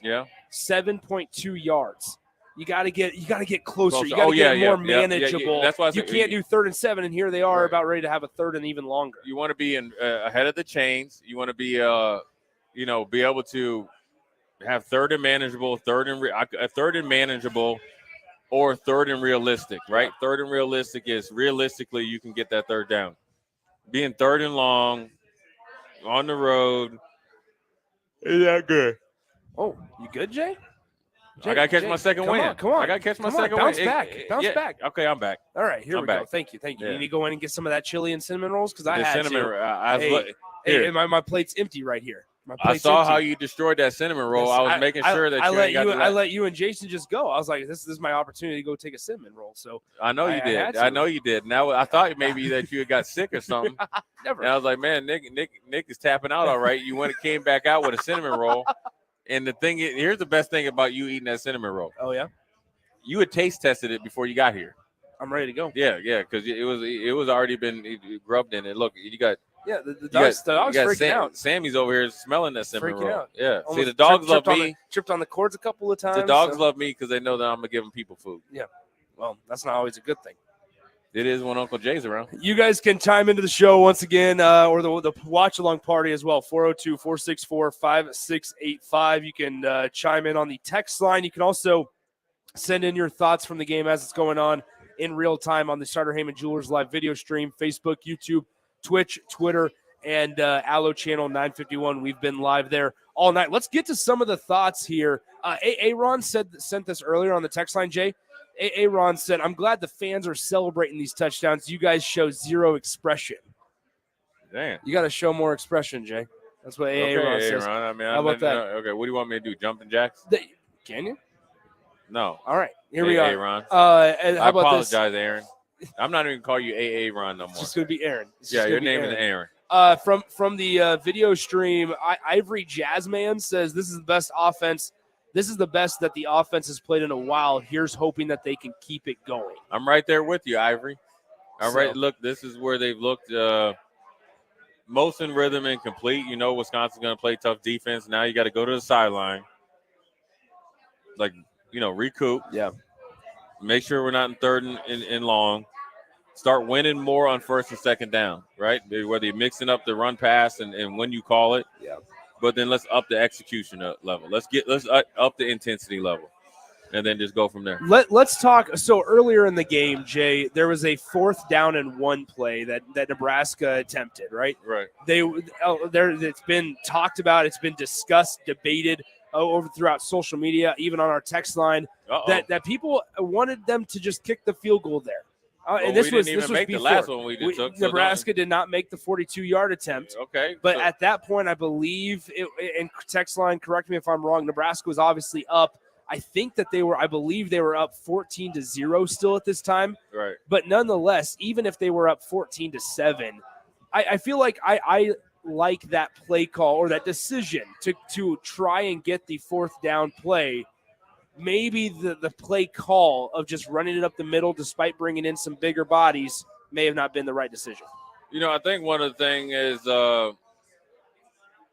maybe changing the snap count, maybe a different play, I mean, I don't mind them going for 4th down. I like it being aggressive. I felt like, Nebraska physically had been doing well. I think Wisconsin timed up that snap count pretty dang good, which didn't allow Nebraska to have any success running up the middle. So it's good on Wisconsin. Look, they're on scholarship. Like I always say, they eat cheeseburgers and Burger King too. So, give them kudos and maybe change up the snap count, maybe a different play call. But ultimately, Wisconsin made a really good play to stop Nebraska on 4th down and then turn it into 7 points. So it's a huge part of the game. And so hindsight's 20/20. Yeah. Now look, we had a chance to kick a field goal, for the one that you gave away right there, potentially, right? You were able to try to get one at the beginning of the half or end of the half, and that did not happen. And we ended up, missing the field goal. Let's talk about missed tackles and how you've seen some of the tackling tonight, because Nebraska's gotten to the quarterback. We just saw there Javen Wright got off the edge there to pressure Tanner Mordecai, unable to bring him down. How important is it? I mean, this is just such a general question. How important is it to make an initial tackle? Yeah, right? It is. I mean, against him, he's showing to be elusive. You got to break down on him. Mm-hmm. I mean, Javen Wright's missed a huge tackle for loss and a sack right there. I mean, dude, these are like money-making plays that you can make. He's a superior athlete to Tanner Mordecai. Yeah. Just go play like it. Break down, use your length, grab on the cloth with a good base, get 2 hands on him, and get him to the ground. I mean, that's really what it comes down to. You don't need a big, huge hit because he's kind of squirrely and he kind of gets out of it. Get him down to the ground because ultimately that's the most important thing. Nobody's going to be mad at the style points. The points that only matter is the one getting him down to the ground. So just some rushing updates offensively for Wisconsin. Jackson Acker, who's been handling the ball the most. They missed a false start there. Yeah, Acker's been carrying the ball the most out of Wisconsin running backs. 6 carries, 26 yards today. Mordecai with 23 rushing yards. Pauline with 11. And then Braylon Allen with just 10 yards on 6 carries. This is after last week's game where he had 3 yards on 3 carries. Nebraska's defense allowing 3.9 yards per carry. That's a pretty good number against a team in Wisconsin that usually runs the ball at a pretty good clip against the Huskers. Yeah, they're one of the teams that, they run the ball against anybody pretty good. I mean, they've had a host of running backs and have been really good at being physical at the line of scrimmage. And so I think what Nebraska, has to do is make sure that they shore up, the run lanes and make sure there's no leaky yardage. What I mean by that is, 2 or 3 yards after contact, being able to fall forward and gang tackle. So we got to start getting off blocks a little bit better. And then, everybody reaching the goal of tackling the ball carrier. We've seen Wisconsin, and that's a really good job by the Badgers. We've seen Wisconsin lean heavy on the run game here. At least 5 straight rush plays for the Badgers. They got across midfield, and then they are able to complete a pass for 17 yards. I mean, that's where Nebraska can get into trouble. If they start to allow, like you mentioned, the leaky yardage, but also some good yards on the ground to Wisconsin, then that's where Tanner Mordecai, who threw it almost as much as anybody last year at SMU, he can hurt you through the air. Yeah, I think they're trying to, Pauling is their receiver, choice. They're going to over, target him. He's already had 6 catches, I think close to 50 yards. So they're going to, he had 10 catches last week for 96. Mm-hmm. You know who they're throwing it to. So cover him. Also, be better in your drops. I mean, so this is a part of the season, Nick, where it's more mental than physical. Yeah. Because as you go into this game, mentally, you got to be locked in and understanding that what I need to do is be in the right spot at the right time, or the right spot at the right time. Yeah, Nebraska, they're going to be up against their own 10-yard line, really, as Wisconsin is in the red zone here. I think they're placing the ball at the 16-yard line. Little under 12 minutes to go in the third quarter. Still tons of football left, even if Nebraska does surrender points here. Yeah, I mean, ultimately the goal is try to hold them to a field goal here. I mean, and see what you can do. Bend but no break, get a pick here if you want, and or something like that. But ultimately, I think Nebraska got to tackle a little bit better, get off blocks a lot better. I think really when you think about it, they have not created any pressure, and then when they've created pressure, you've missed sacks. I think Javen Wright maybe missed 2. Jamari Butler maybe missed 1, but Nash has missed 1. I mean, we got to get this guy on the ground. He out here looking like Michael Vick. Yeah, Nebraska with just 2 sacks today against Tanner Mordecai. One was Jamari Butler and one was Nick Reimer. And so those are the 2 sacks. Wisconsin has also gotten to Chubba Purdy twice. We see a penalty on Malcolm Hartzog there in the end zone. We have 0 quarterback hits, though. Yeah. So what that lets me know is besides getting those couple sacks, we have not touched this dude. We got to start touching him, and we got to pound this dude, and we got to make him pay. Yeah, so it's going to be first and goal here in a moment for Wisconsin. They just really leaned on their running game there on that drive, Jay. Well, it was timely, It wasn't like the normal Wisconsin game. Yeah. If they needed 4, they get 5. If they needed 3, they get 4. So kept them ahead of the chains or at the chains, what Nebraska's done or did in the first, kind of couple drives. And then, a couple timely passes to Pauling where, there was too much separation, or too much space left for the, the Nebraska defenders. And so you got to get and recoup at, on the sideline and give the defense a little rest. But then also the defense got to take it upon themselves to band together and play better. And then the offense scored the first 2 drives. We got to start, putting some points on the board. There's got to be an adjustment made, I think, offensively. Also, I mean, you look at it, missed field goal attempt, right? A 42-yarder is probably one that needs to be connected on. And Nebraska now trails by 3, 17-14 to the Badgers. Let's go ahead and take a quick break. We'll be back in a few moments as Nebraska will have the ball on offense here in just a few moments on 93.7 The Ticket. At Union Bank, people don't have your money. Your money has people. First home people, investment people, people who answer the phone and your chats, dream car people, dream retirement people, driving your dream car in your dream retirement people, small business people, credit card people, and all the other people you need. At Union Bank, our people help you do more than you dreamed possible. So stop in and say hello. We can't wait to see you. Union Bank and Trust. Member FDIC. At Mosaic, we build a caring company for the people we serve in our workforce. You can be a part of it. Mosaic supports people with intellectual and developmental disabilities and other diverse needs to choose where they live, with whom they live, and how they spend their days. That is empowering. Do you know someone who could use that type of support? You could become a shared living provider and work from home, or help support people to be active in the community. To learn more, visit mosaicinfo.org. That's MOSAICINFO.org. Gaina Trucking is hiring CDL Class A and B drivers. Gaina Trucking guarantees a 40-hour work week year-round, and their strong team culture makes it not a job, but a career. Gaina Trucking offers health, vision, and dental insurance, 401k with company match, an employee assistance program, and other bonus programs. Build a better career today with great team culture at Gaina Trucking. Learn more and apply today at GainaTrucking.com.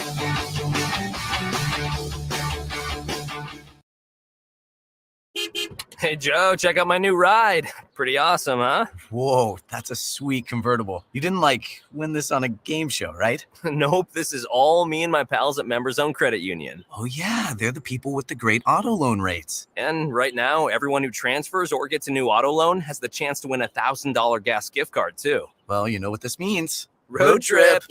Fuel your adventure with an auto loan from Members Own. Restrictions apply. Go to membersowncu.org for details.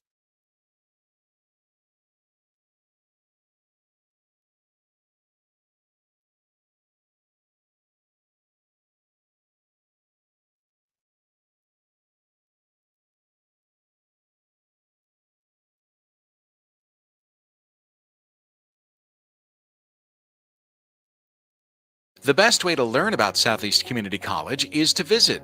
And you can check out our spaces before you visit in person with a virtual campus tour. An opportunity to see our campuses in Beatrice, Lincoln, and Milford as you learn about our programs and areas of study.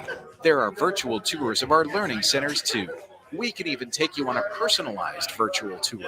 Learn more on our website, southeast.edu/visit SCC. SCC, your path to possible.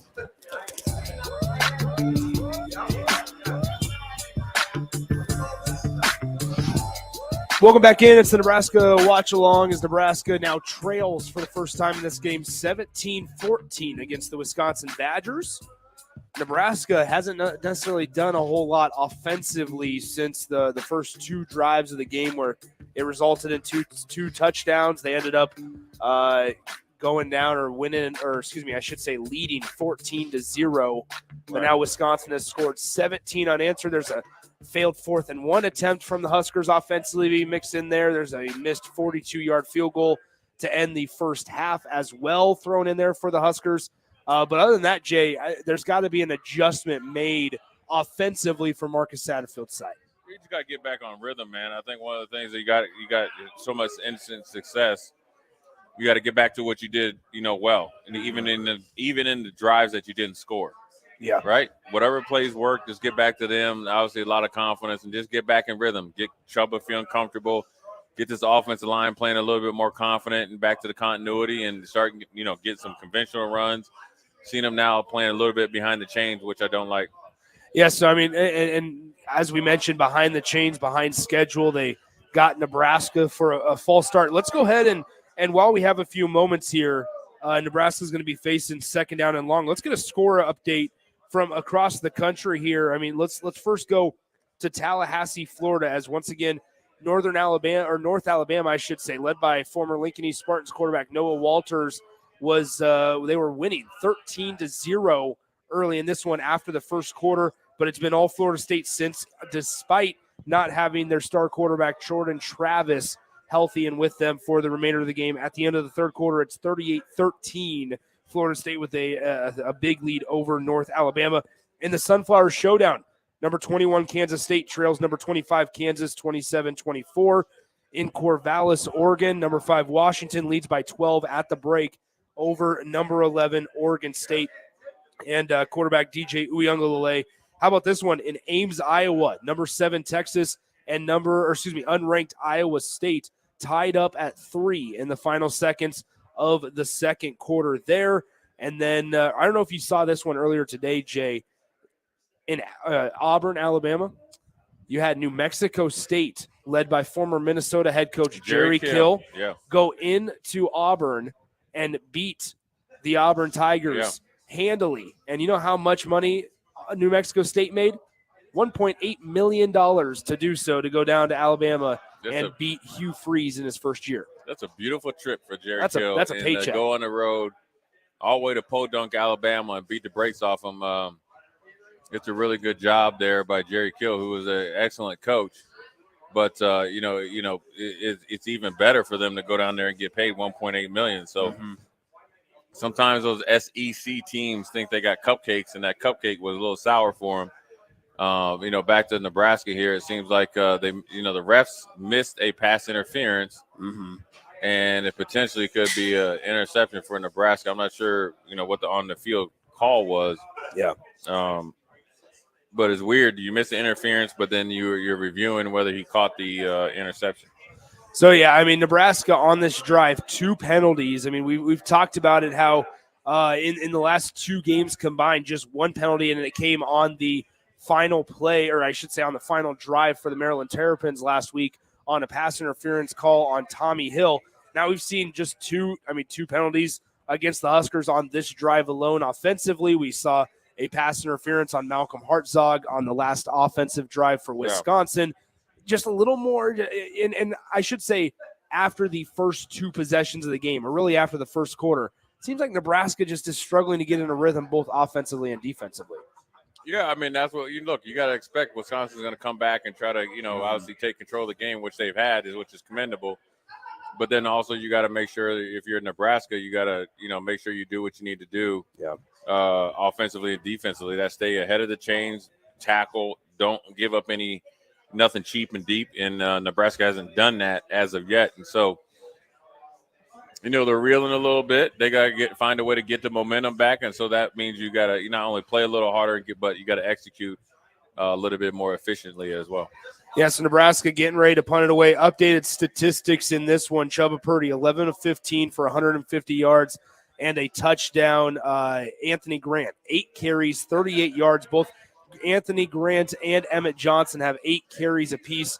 And so far, Anthony Grant, 4.8 yards per carry, while Emmett Johnson for 8 carries, 20 yards, 2.5 yards per attempt for Emmett Johnson. It's going to be some adjustments that need to be made for Nebraska, both offensively and defensively. But for now, let's go ahead and send it back to our 93.7 The Ticket studios, where Jake Bachhoven and Austin Norman are standing by, and they'll take you through the next couple of minutes as Nebraska trails 17-14 in this one against the Badgers.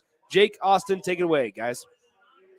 All right. Thanks for sending it to us. We've got some exciting action here in this game from Madison. Of course, not as exciting for Nebraska since those first 2 possessions. Austin, as you see it, what's kind of going on with Nebraska? They're not, other than that 2-minute drill, they have not been able to move the ball since those 2 first possessions. Not staying on schedule. Wisconsin's defense has really come alive. The juice that we saw Nebraska play with on the first couple possessions defensively, Wisconsin's found it. Wisconsin bottled up whatever that was, gave it to their guys at halftime. They've come out playing really well. This is the point, Bach, where Nebraska needs a star to be born. They need someone to take over and say, I'm going to do my job better than I've ever done it before. I'm going to make a play to change how this game is going. I don't think Nebraska getting stopped on the 4th and 1 was necessarily a game-changing play, but it's been since then that you can point to, Nebraska hasn't moved the ball nearly as well, hasn't gotten in the end zone since then, and Wisconsin's been rolling. Now, Wisconsin hasn't had that star step up, but this is where either you need the star to step up if you're Nebraska, just find a matchup that you want to go to over and over and over again. Just hammer it on offense and on defense, or it's the team approach, which I think Nebraska is going to try to take is, hey, nobody try to be the hero. We're good. Okay, we're fine. We know we can score on these guys. We did it our first 2 drives. They've made, their counterpunch. That leaves them open somewhere else. This is a good Wisconsin defense. It's not a vintage Wisconsin defense. There's plenty there for the taking, and that's just for the Nebraska offense versus the Wisconsin defense. On the flip side, someone does have to make a play for the Nebraska defense. I get it, be assignment sound, but someone has to take a chance and jump a route here. Someone has to play, a step or 2 tighter than they have been in coverage, or Tony White has to find a way to get pressure on the quarterback. And then when you do, take him down. How many times now has Mordecai slipped out of the grasp of sacks? Yeah, and I think that was the key. I mean, I think that last touchdown drive would have been over if they had converted a sack that they were in position to make. And it's, it's starting to look a little sloppy. A few more penalties for Nebraska, missed tackles. Just feels like the offense is out of rhythm. They've had some success with the option. They've had some success running the ball, The passing game seems to be a little bit more difficult now to get guys open. So we'll see if they are kind of noticing that themselves. But let's go ahead and take a quick break. And then when we come back, we'll send it back out to Nick and Jay. You are listening to the watch-along party for Nebraska, Wisconsin. Once again, quick break, then we'll send it back out to Nick and Jay as the Wisconsin-Nebraska game gets going again. Are you looking to upgrade or improve the garage door on your home? This is Cameron Hall of Doors Plus. At Doors Plus, we guarantee to offer a wide selection of options from 5 leading garage door manufacturers as we deliver a free estimate, exact measurements, and rapid installation with a 3 to 5 week time frame. When you choose Doors Plus for your residential garage door needs, you'll work with our experienced technicians and be ensured that your new door seamlessly complements your home. Give us a call at 402-590-5800 or visit us online at DoorsPlusLLC.com. Doors Plus, garage doors, and more.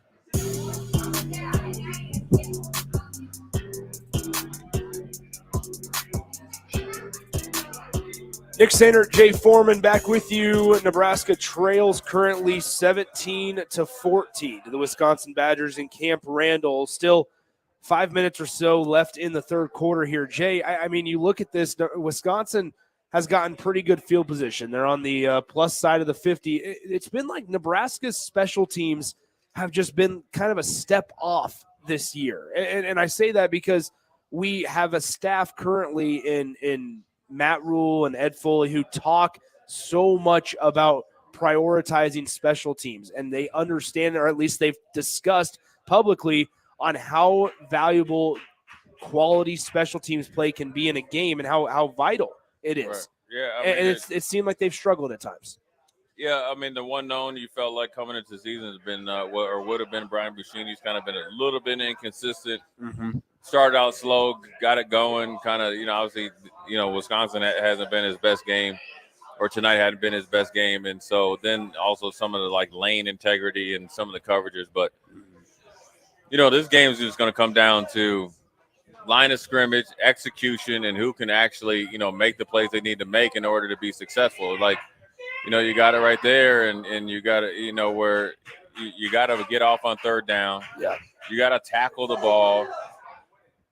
There's some of the things you need to do. Now the offense needs to get going. Yeah. We got to get going. We came out the box right there, Nick, like a missile. Yeah.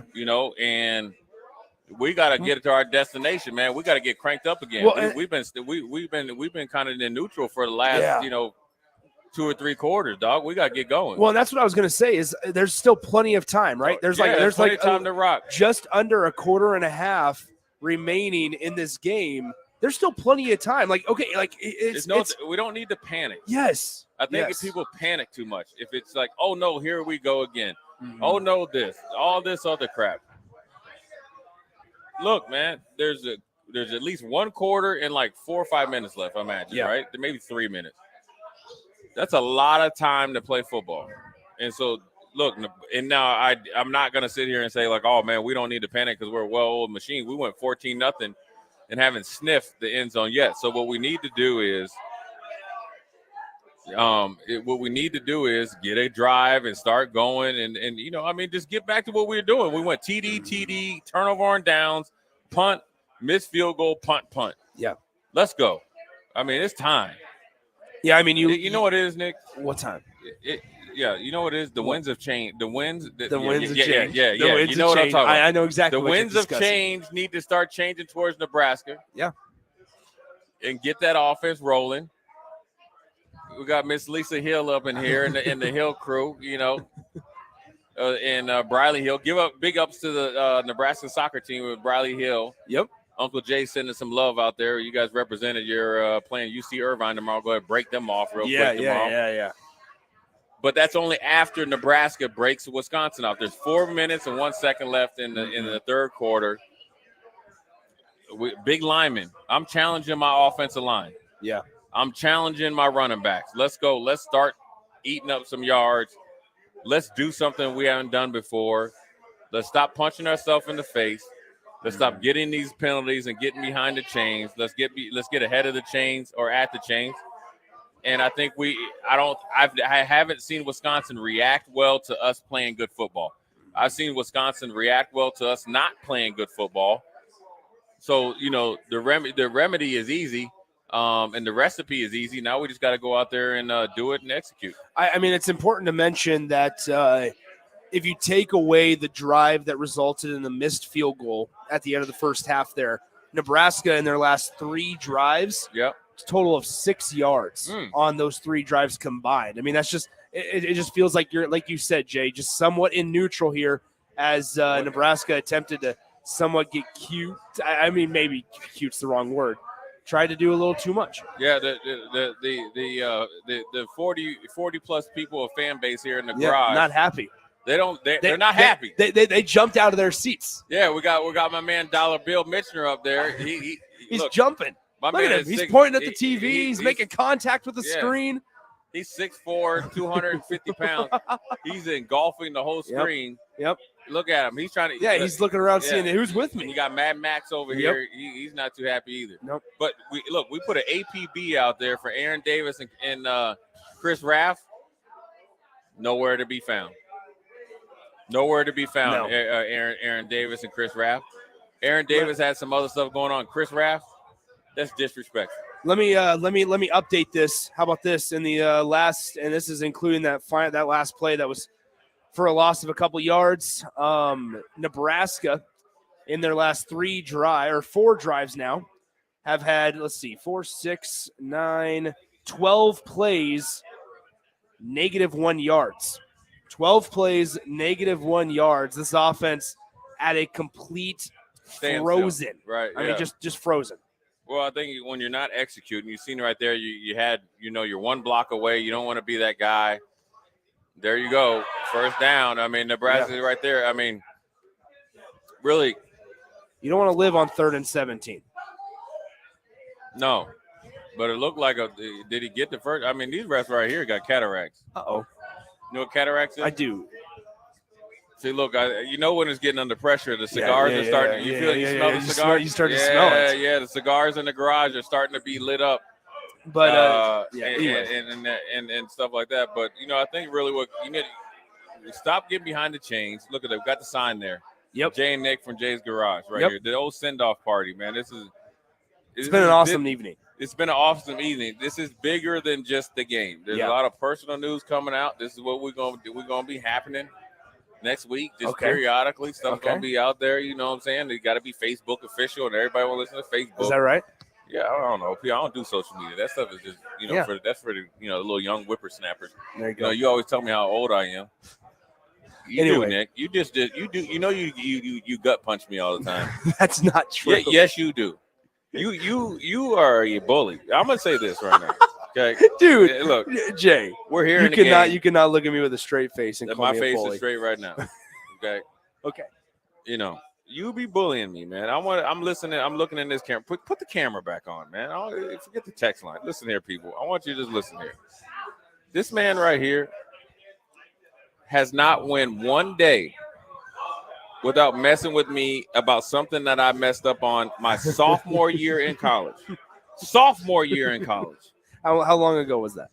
It was too long. 1996. I don't know how many years. 27 years ago. Thought? I'm sitting up here trying to listen to just move forward, and all he wants to do is devil in the past about when I tripped over the turf monster. You didn't trip over the turf monster. Turf monster came up and got you. Snatched. Yeah, you see there? Let me have your ankles. Yeah. Come on, Jay. And you see how excited you are with Specifically your right. Come on. Let me grab that right ankle. And you looked at it, didn't you? See, I didn't even know what foot it Little was. details. Details. Devil in the details. Here we go. So, I mean, here in Nebraska, you're winding down the third quarter here, Jay. Right. Nebraska, we know the situation on offense. Like Nebraska's defense, this is where maybe you go make a play, right? Yeah. This is your opportunity. Once again, it's what I've told you. I mean, we've had conversations, and multiple guys over across our station have had the conversation of like there shouldn't have to be any exterior motivation to go out and win a football game tonight. Like that shouldn't be the case. You're about to be like you have an opportunity here ahead of you, right, to be one of the first players to make a bowl game in since 2016. Yeah. Like this is the stuff that on your recruiting trips with whatever coach, whether it was Bill Bush, whether it was whatever the case may be, when they said, hey, come be a part of the group that turns it around, This is now coming to fruition. Right. Like, so now you have to make an adjustment as we enter the fourth quarter. Yeah, I mean, the problem, I mean, what you have to do is look, you got one quarter left. Yeah. It's 15 minutes. You're down by 3. It's one-score game. We have got to get down like Charlie Brown. We have got to start executing. We have got to get more aggressive. We have got to start executing. We're running decent plays. We've got to get more of I don't want to be that guy. What I mean by this is if we're running a screen to you, Nick, I don't want to be the guy that just lets my guy get you, right? Because your block can spring me for it might not be a first down, but it could be 6 yards on first down. Yeah. That means we're 2nd and 4. Back on that schedule. means at the worst case scenario, we're 3rd and 4. So when you talk about the offense in the first 3 series, right? Even score, turnover on downs. Score, turnover on downs, miss a field goal. You're in rhythm. There's a formula to it. So we have got to get more prideful in what we're doing, start blocking guys, and then allowing the plays to be a positive play. Not for people out there listening, not every play is going to be a explosive play or a winning. The play, what we're doing now, we have too many negative plays. I mean, you talk about it all the time, the cause and effect of it, right? Like the part of a big play, like the cause could be the simple guy just doing the job on first down to where they get it to a 2nd and 2, and Nebraska's then able to take a shot. Right. Nebraska's able to go and dig into their bag of tricks, right? Because like you said, worst case scenario, then the effect of it would be 3rd down and 2 would be the worst case scenario. Right. Best case scenario, you draw a penalty, you complete the pass, you get a big, a chunk play. So Nebraska goes into the fourth quarter. They trail 17-14 here. Let's go ahead and take a quick timeout, and we'll come back as they start the fourth quarter here in a few minutes on the Nebraska-Wisconsin watch-along party. Nick Sehnert, Jay Foreman here from Jay's Garage. We'll be right back. Not in a weird, too quiet way. Calm, peaceful, tranquil. You pour yourself that cup of coffee. You slice yourself a hearty chunk of one of Beatrice Bakery's breakfast breads. Now, maybe you're an apple streusel guy. Nothing wrong with that. I can respect that. Personally, I'm a turtle nut man. Something about those pecans. But the real ones know, don't sleep on that date nut bread. Sweet, but not too sweet. Nutty, not overly. The perfect morning treat. Beatrice Bakery. Online at beatricebakery.com. Welcome to our world of yum. At Union Bank, people don't have your money. Your money has people. First home people, investment people who answer the phone and your chats, dream car people, dream retirement people, driving your dream car in your dream retirement people, small business people, credit card people, and all the other people you need. At Union Bank, our people help you do more than you dreamed possible. So stop in and say hello. We can't wait to see you. Union Bank and Trust. Member FDIC. Gaina Trucking is hiring CDL Class A and B drivers. Gaina Trucking guarantees a 40-hour work week year-round, and their strong team culture makes it not a job, but a career. Gaina Trucking offers health, vision, and dental insurance, 401k with company match, an employee assistance program, and other bonus programs. Build a better career today with great team culture at Gaina Trucking. Learn more and apply today at GainaTrucking.com.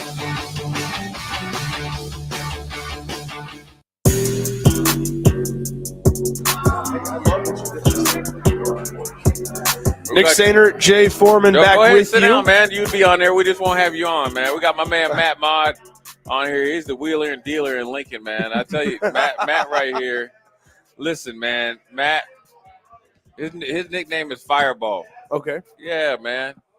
There it is. There it is. My man is a good dude, man. And listen, I will tell you this. I've been very blessed to have good friends, good people, a good support group. And we're in here, watching hopefully Nebraska comeback victory against Wisconsin. Look, they're going to have to grind this bad boy out. Look, we got Bryley Hill in the house. You know what I'm saying? The soccer extraordinaire. Don't want to talk to Uncle Jay anymore, but it's all good. Matt, what happens is when they're trying to make it, I'm Uncle Jay. When they make it, you just an old dude, man. They don't want to talk to. They think you're paying. Yeah, it's too much, man. I know. It's like pulling teeth, getting anything out of them, Nick. That's crazy. But really, what's got to happen is Nebraska's got to get a stop, and we have got to get like we talk about in high school, even though it's college. I need my 4 best plays ready to go, Matt. You know what I'm saying? First of all, we got to stop on defense, right? Get the ball back where we can be close to the 50, ideally. And I need my 4 best plays on offense to get into some rhythm. And I got to get them relayed, Matt, which would be in your world from the top down or from a partner down. We need our message clear, concise, and precise on what we want as we're going into the do. Yeah. Having those 4 plays is all about basic finance. You got to mitigate your risk. Right. I like that right there. You I go. like that. It's all about basic finance. There you go, people. You get financial advice, football advice, life advice, and then also you get old man advice. And the thing is, Matt Ma's a handsome young dude, man. You know? Hey, man. Here's the thing. I wanted some of that to rub off on me, Nick. Man, look at my man right here. What can I say? No, we weren't talking about you. I was talking about Matt. It's not going to rub off on you, Jake. No, it's not. It's But not. I give it there. I know with it. better. Anyway, so I mean, Nebraska here. I mean, this is your opportunity though, defense, right? Yeah. You haven't played your best game, your most sound performance, right. Tonight. This is now an opportunity. Go force a turnover. Right. Go just do your job. But number don't one. panic. This Yes. is not a time to panic. Guard your guys right there. You know what I mean? Right there. Get on the ball now. Listen, you know what I mean? The thing is, don't panic. And also, if you're at home and you're not screaming ball when there's a loose ball, right? You better be screaming at that TV and jump out of your chair. Jump on the TV. Jump out of the chair. You know what I'm saying? This is it. We need We're all screaming ball. Husker fans. We need everybody to participate in every play from here on out. We got to hit. We need we you got to hit. scream We ball. got to run. We got to hit. We got to execute. Yep, there you go. Everybody got to do it. Everybody needs to be running. If it's a pass or a run, everybody needs to Murphy. be yelling. So anyway, I mean, here's the thing, though. I mean, so Nebraska's down by 3 here. Like another part of it, also, Jay. Big picture, you have 5 quarters left.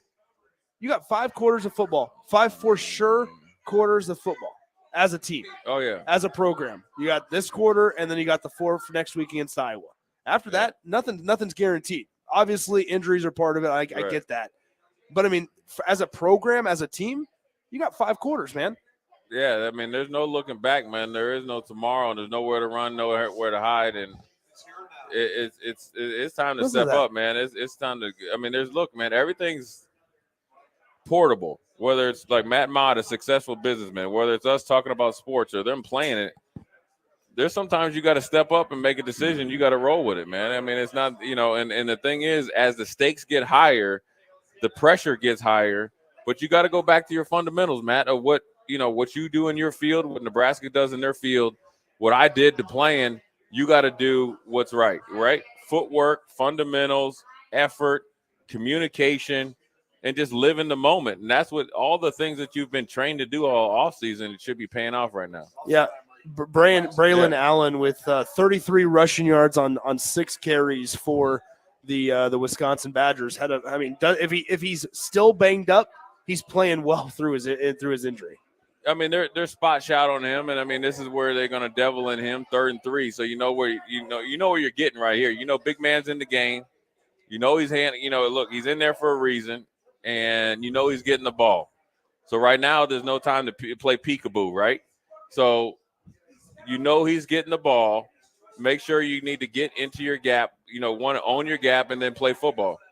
So I mean, Nebraska. See, there's too many missed tackles. Missed tackles. Let's go ahead and pause 10 seconds for station identification. You're listening to the Nebraska Watch Long Party. Nick Sehnert, Jay Foreman here. Right after this on 93.7 The Ticket. This is Lincoln's home for sports talk on the FM dial. Also online at theticketfm.com. On the internet. KNTK FM Firth, 93.7 The Ticket.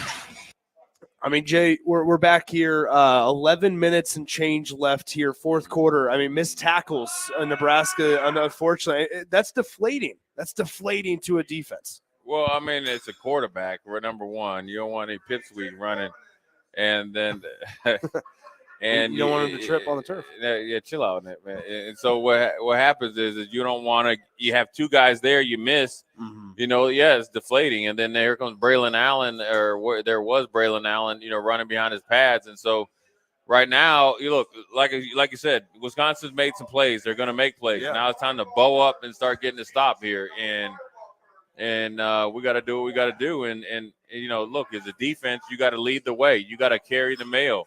You got to give the offense as many chances as possible. And you had them pinned down. You didn't do it. But if you stop them right now, it's fine. Yeah, both these teams, once again, 5-5. One of these teams after tonight will ensure themselves of a bowl game appearance. The other one hoping that they get it next weekend. Obviously, Nebraska next Friday will face off against the Iowa Hawkeyes. That's a big day in its own right. Iowa's going to be coming in. They are the winners of the Big Ten West Division. They're going to be playing in Indianapolis no matter what here. But you look at like that opportunity ahead, Nebraska, they everything's still in front of them. Like their goals from a program standpoint, maybe not to the extent as they wanted, but there's still goals ahead of them that they can still achieve. Yeah, I mean, look, this game's not over. I mean, Wisconsin's trying to go back to old school and bleed you here, right? 3 yards here, 4 yards here, 6 yards here, all that type of stuff. And so what really needs to happen is Nebraska's got to start getting off blocks, man. I mean, when I'm watching it, here in the replay is like not enough reestablishing the line of scrimmage and getting off blocks and making solid tackles. You're seeing a lot of catching and stuff like that. And so, look, man, your back's against the wall. You got to come together as a defense that, everybody's been proud of. There's a big hit right there. Oh, gee. Yeah, that's a good one. That's a boom shakalaka right there. Yeah. Rock the head, rock it steady. Is that where the neck pad comes in handy? No, that's when you go straight head to head. That's where I'm going. I'm knocking your head off. Yeah. So, I mean, Nebraska, yeah, they're going to have an opportunity to get off the field. Yeah, we got – no, that's Bryley. She big time me, walk right past it. She in the Sweet 16. Yeah, UC Irvine. Yeah. Plug that headset in, Jay. Yeah, come on in here, plug Bryley. Plug that headset in. We're going to put you on TV here, Bryley. This is Bryley Hill. There you go. Plug that headset in. Sitting here with Uncle Jay, Bryley. We're going to get you in here. You going to get in trouble if you're on here? No. You sure? There you go. All right, we won't ask you any intrusive questions. Yeah. I'll get you locked in. It's going to be UC Irvine tomorrow, Jay. UC Irvine. 1 p.m. kickoff. Is it 1 p.m.? 1 p.m., right? Yeah, Hibner. Third round of the NCAA tournament. Uh-oh. Let's see how you do this, Jay. Come on. Yeah, this is not normally – Bryley, this is normally not my deal. If you got to force it that hard, it's not. You got to flip it around. Here you go. You need some – Yeah, Nick. Here, I got you. Oh, you good? Yeah, I don't get my hands dirty. Nice. There you go. Bryley, can you hear us? Oh, hold on. No. Yeah, we'll bring the microphone up to you. You're a little suspect here, Bryley. There you go. There you go. Look at that. Jay didn't get the mic in, right? Hold on 1 second here. There we go. Simple as that. All right, we're back. There he is. Bryley, how you feeling, man? I feel great. Yeah. You guys excited? Listen. You guys are the cardiac kids, man.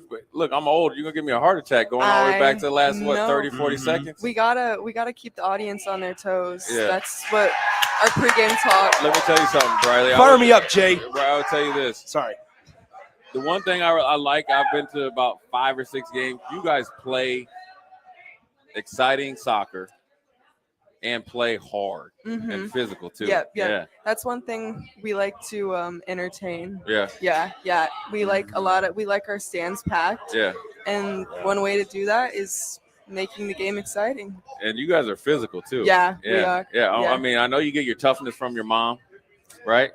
To be honest, look, right? I would say so. It's not from that guy, that's right. for sure. Yeah, your dad right there. That's all I'll say on that. He's soft and charming right there. Talk about the physicality of soccer, because I didn't know how physical it was until I started coming to your games. I mean, you guys, it's no joke. Yeah. And it's been like that since club ball, probably. Exactly. Yeah. A lot of people don't think it's as physical as it is, but and I would even go as far as saying it's a lot more physical than men's soccer. Right.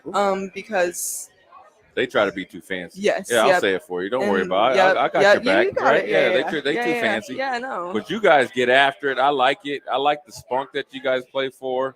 I'm excited to watch you guys tomorrow. You guys are how shocked were you when the Tennessee goalie just slipped? Oh my gosh. I think I didn't utter a single word out of my mouth. It was incredible. I was seriously just it's just a jaw dropper. You just I feel. Did you see the highlight, Jay? Yeah, I was there last night. I wanted to make sure you saw it. It looked like a banana peel was out there. It was. I put a little mojo out there. Yeah, I thought you were on that field before. Yeah, you give me. I went out there. Riley, I went out there, put the hex on her. We got to give you some credit for that. Yeah, one. man. Yeah, It was a little chilly out there, though. You know, Yeah. I mean, yeah. So your dad walked past me. I had my ski mask on and my hat yesterday. He didn't recognize me, but I was there watching you. Hey, you got to stay warm for those. Yeah. Listen, Briley, I'm not trying to look cute when it's cold. You probably still did though, Jay, right? No, I didn't. I had mismatching gloves and everything, but I was warm. Well, credit to you for staying the whole game. So what do you guys? What do you guys feel? You know, excited? You know, how is it like as you keep going? You know, hosting games is fun. I mean, obviously you don't have to go on the road, and then obviously you're going to Sweet 16 tomorrow. You guys excited? I mean, I know you're excited. Yeah, totally excited. But like, it's almost like you have to be excited, but not like crazy excited. It has to be more of like controlled excited, Right. you know, like you can't be crazy or otherwise you'll just run your energy out. So that's kind of.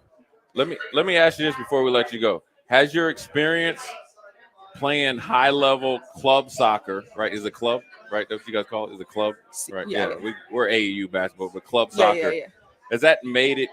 I wouldn't say easier, but you know how to kind of work through the emotions of a big game or a big tournament.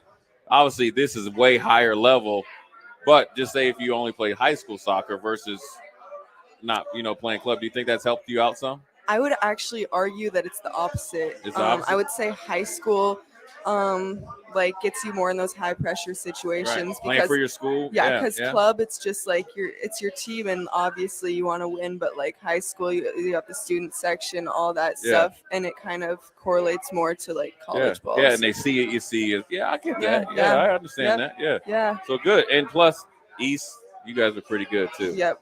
So that's good, man. I'm excited to see you tomorrow, Briley. Yep. Haven't seen you in a while. I know. It's good to catch up. Yeah. So, hopefully, you guys are pulling. I got a lot of confidence in you guys. I'm glad to hear that. I'm going to be out there early. And you're coming? Yeah, tomorrow. Okay. Yeah, I'm going to walk the field a little bit. I got to. He's got to put the hex on UC Irvine plant tomorrow. some more banana peels. Yeah. Okay. Yeah, do a little intimidation, just, let people know that ski mask on. Yeah. So okay. We'll let you go. I'm Okay. happy to see you. We're going to have I told your dad we're going to have you into the studio now. So I would love to. All right. Yeah. Well, with the schedule permitting. I don't want you in for the next 2 weeks. Okay. Yeah. I won't be around, hopefully. Right. So. Because we're going all the way. Yep. Exactly. All right. We got Bryley Hill in there. We're going to watch your little athlete brethren in there. Hopefully pull it off, right? Yes. They need some of your guys' toughness, Oh, right? I'd agree. Yeah. Yeah. All right. Yeah. Okay. All Well, right, thank Bryley. you. Nice to see you again. You too. There it is. All right, so Jay, back to the What we got game going here. on? So, I mean, Nebraska, they're able to get a stop on fourth down and unfortunately go 3 and out right here. They got a nice run on first down, though. Yeah, but we got to get first downs. We don't need a good run on first down. I'm It wouldn't have been that good. It's 4th and 2. Yeah. What's your expectations? I mean, now you need a big boot running out into the of, kicker. Do we got a flag? You need a good boot out of Brian Buschini, and he didn't even act it up. He needs to learn how to flop. Yep, there you go. And he's asking him. Matt Rule's asking, where's the penalty flag? Let's go ahead and take a quick break. We'll come back in a few minutes as there's 6:55 remaining in the fourth quarter here between Nebraska and Wisconsin. Sunday morning. It's quiet, not in a weird, too quiet way. Calm, peaceful, tranquil. You pour yourself that cup of coffee. You slice yourself a hearty chunk of one of Beatrice Bakery's breakfast breads. Now, maybe you're an apple streusel guy. Nothing wrong with that. I can respect that. Personally, I'm a turtle nut man. Something about those pecans. But the real ones know, don't sleep on that date nut bread. Sweet, but not too sweet. Nutty, not overly. The perfect morning treat. Beatrice Bakery. Online at beatricebakery.com. Welcome to our world of yum. At Union Bank, people don't have your money. Your money has people. First home people, investment people, people who answer the phone and your chats, dream car people, dream retirement people, driving your dream car in your dream retirement people, small business people, credit card people, and all the other people you need. At Union Bank, our people help you do more than you dreamed possible. So stop in and say hello. We can't wait to see you. Union Bank and Trust. Member FDIC. At Mosaic, we build a caring company for the people we serve in our workforce. You can be a part of it. Mosaic supports people with intellectual and developmental disabilities and other diverse needs to choose where they live, with whom they live, and how they spend their days. That is empowering. Do you know someone who could use that type of support?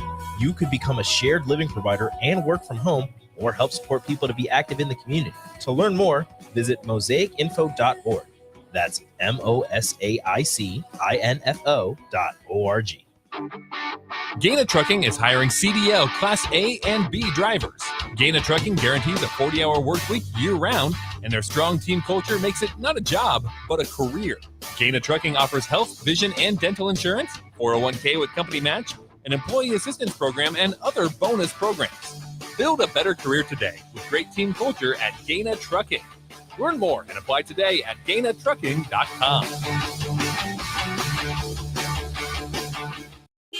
Hey, Joe, check out my new ride. Pretty awesome, huh? Whoa, that's a sweet convertible. You didn't win this on a game show, right? Nope, this is all me and my pals at Members Own Credit Union. Oh yeah, they're the people with the great auto loan rates. And right now, everyone who transfers or gets a new auto loan has the chance to win a $1,000 gas gift card too. Well, you know what this means. Road trip. Fuel your adventure with an auto loan from Members Own. Restrictions apply. Go to membersowncu.org for details. Finally, a good reason to have a smart house. Just say, Alexa, play 93.7 The Ticket, and we'll magically start playing. How's it work? Nobody knows. Don't ask questions.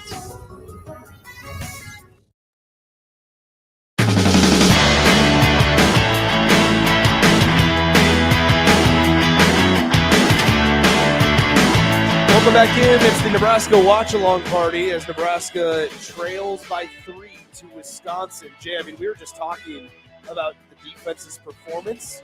Tackling hasn't been that great tonight, but I think you also look at it as this is another example on how Nebraska just has a program right now, at least. Not saying this is going to be the case in future years under Matt Rule. The margin for error is so slim, number one, and number two, with their offense. Despite the fast start, it still needs an incredible performance from their defense to have them feel like they're going to walk away with a victory. Yeah, I mean, it's when you tackling just comes down to some fundamentals, but then you're playing against better, opponent. Mm-hmm. I feel like Wisconsin's, for whatever reason, thought that the quarterback run game was going to be a good option. Yeah. And they've been running it, quite frankly, to, a pretty good clip. Maybe they thought Nebraska played too much on the edges and they can wipe them down. Mm-hmm.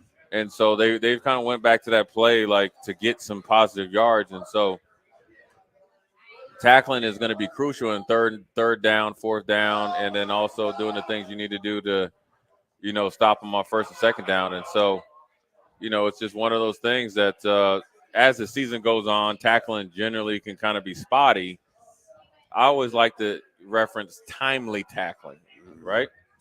3rd and 6, got to make a play on a quarterback. 3rd and 15 last week, got to make a play on a receiver coming top down. Those are the timely tackles that we got to make. The clock is ticking. And so, right now the clock is ticking, but then also we got to, we don't need to we want to get 2 possessions, I guess, long story short. Yeah. And so we want to do what we need to do, with 5.5 minutes left. Once again, Nebraska trails by 3, 17-14. Time is trickling away as it's under 6 minutes remaining in the fourth quarter. Let's go ahead and send it back to the 93.7 The Ticket Studios as Jake Bachhoven and Austin Orman are standing by. They can potentially provide you with a score update with some of the games from across the country. And so we'll go ahead and send it back to the 93.7 The Ticket Studios while there is an injury timeout right now. So Jake and Austin, go ahead and take it away, guys. All right, thank you. And Nebraska is coming down to the wire. Nebraska's going to need a big stop, a chance there to get it, and did not get it done. So very nervous time for obviously Nebraska and Nebraska fans. But we can pull up some of the scores here and give you a score update, as obviously there's a lot of more interesting games going on across college football. Let's just start in the top 25, work our way down. North Alabama led Florida State 13-0 after a quarter. Jordan Travis went down for the Noles, but they end up taking care of Lincoln East product Noah Walters and North Alabama 58-13. Looks like that's going to be the final. Great one going on down in Lawrence. Kansas State and Kansas going back and forth. Right now, it's the Wildcats leading the Jayhawks 31-27. They've got a 3rd and 7 at their own 48-yard line. In the Pac-12, Washington was up 22-10 at halftime. Oregon State just ran in a touchdown not too long ago. It's 22-17. Huskies leading the Beavs right now through 3 quarters at Faurot Field down in Columbia. Florida down only 2 to number 9 Missouri, and they've got the ball. No problems for LSU and Georgia State. Tigers up 35-14 just out of the half. Then the finals from today. Arizona rolls past Utah 42-18. Georgia looks all the part of number 1 in the country, 38-10. Bulldogs over the Volunteers. Iowa, you mentioned, wrapped up the Big Ten West over Illinois. Notre Dame beats Sam Hartman 45.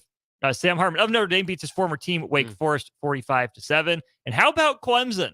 They get to that 7th win. They beat number 20 North Carolina 31-20 final score. No problems for Ohio State over Minnesota 37-3. Gophers get a #sad field goal in the 4th quarter.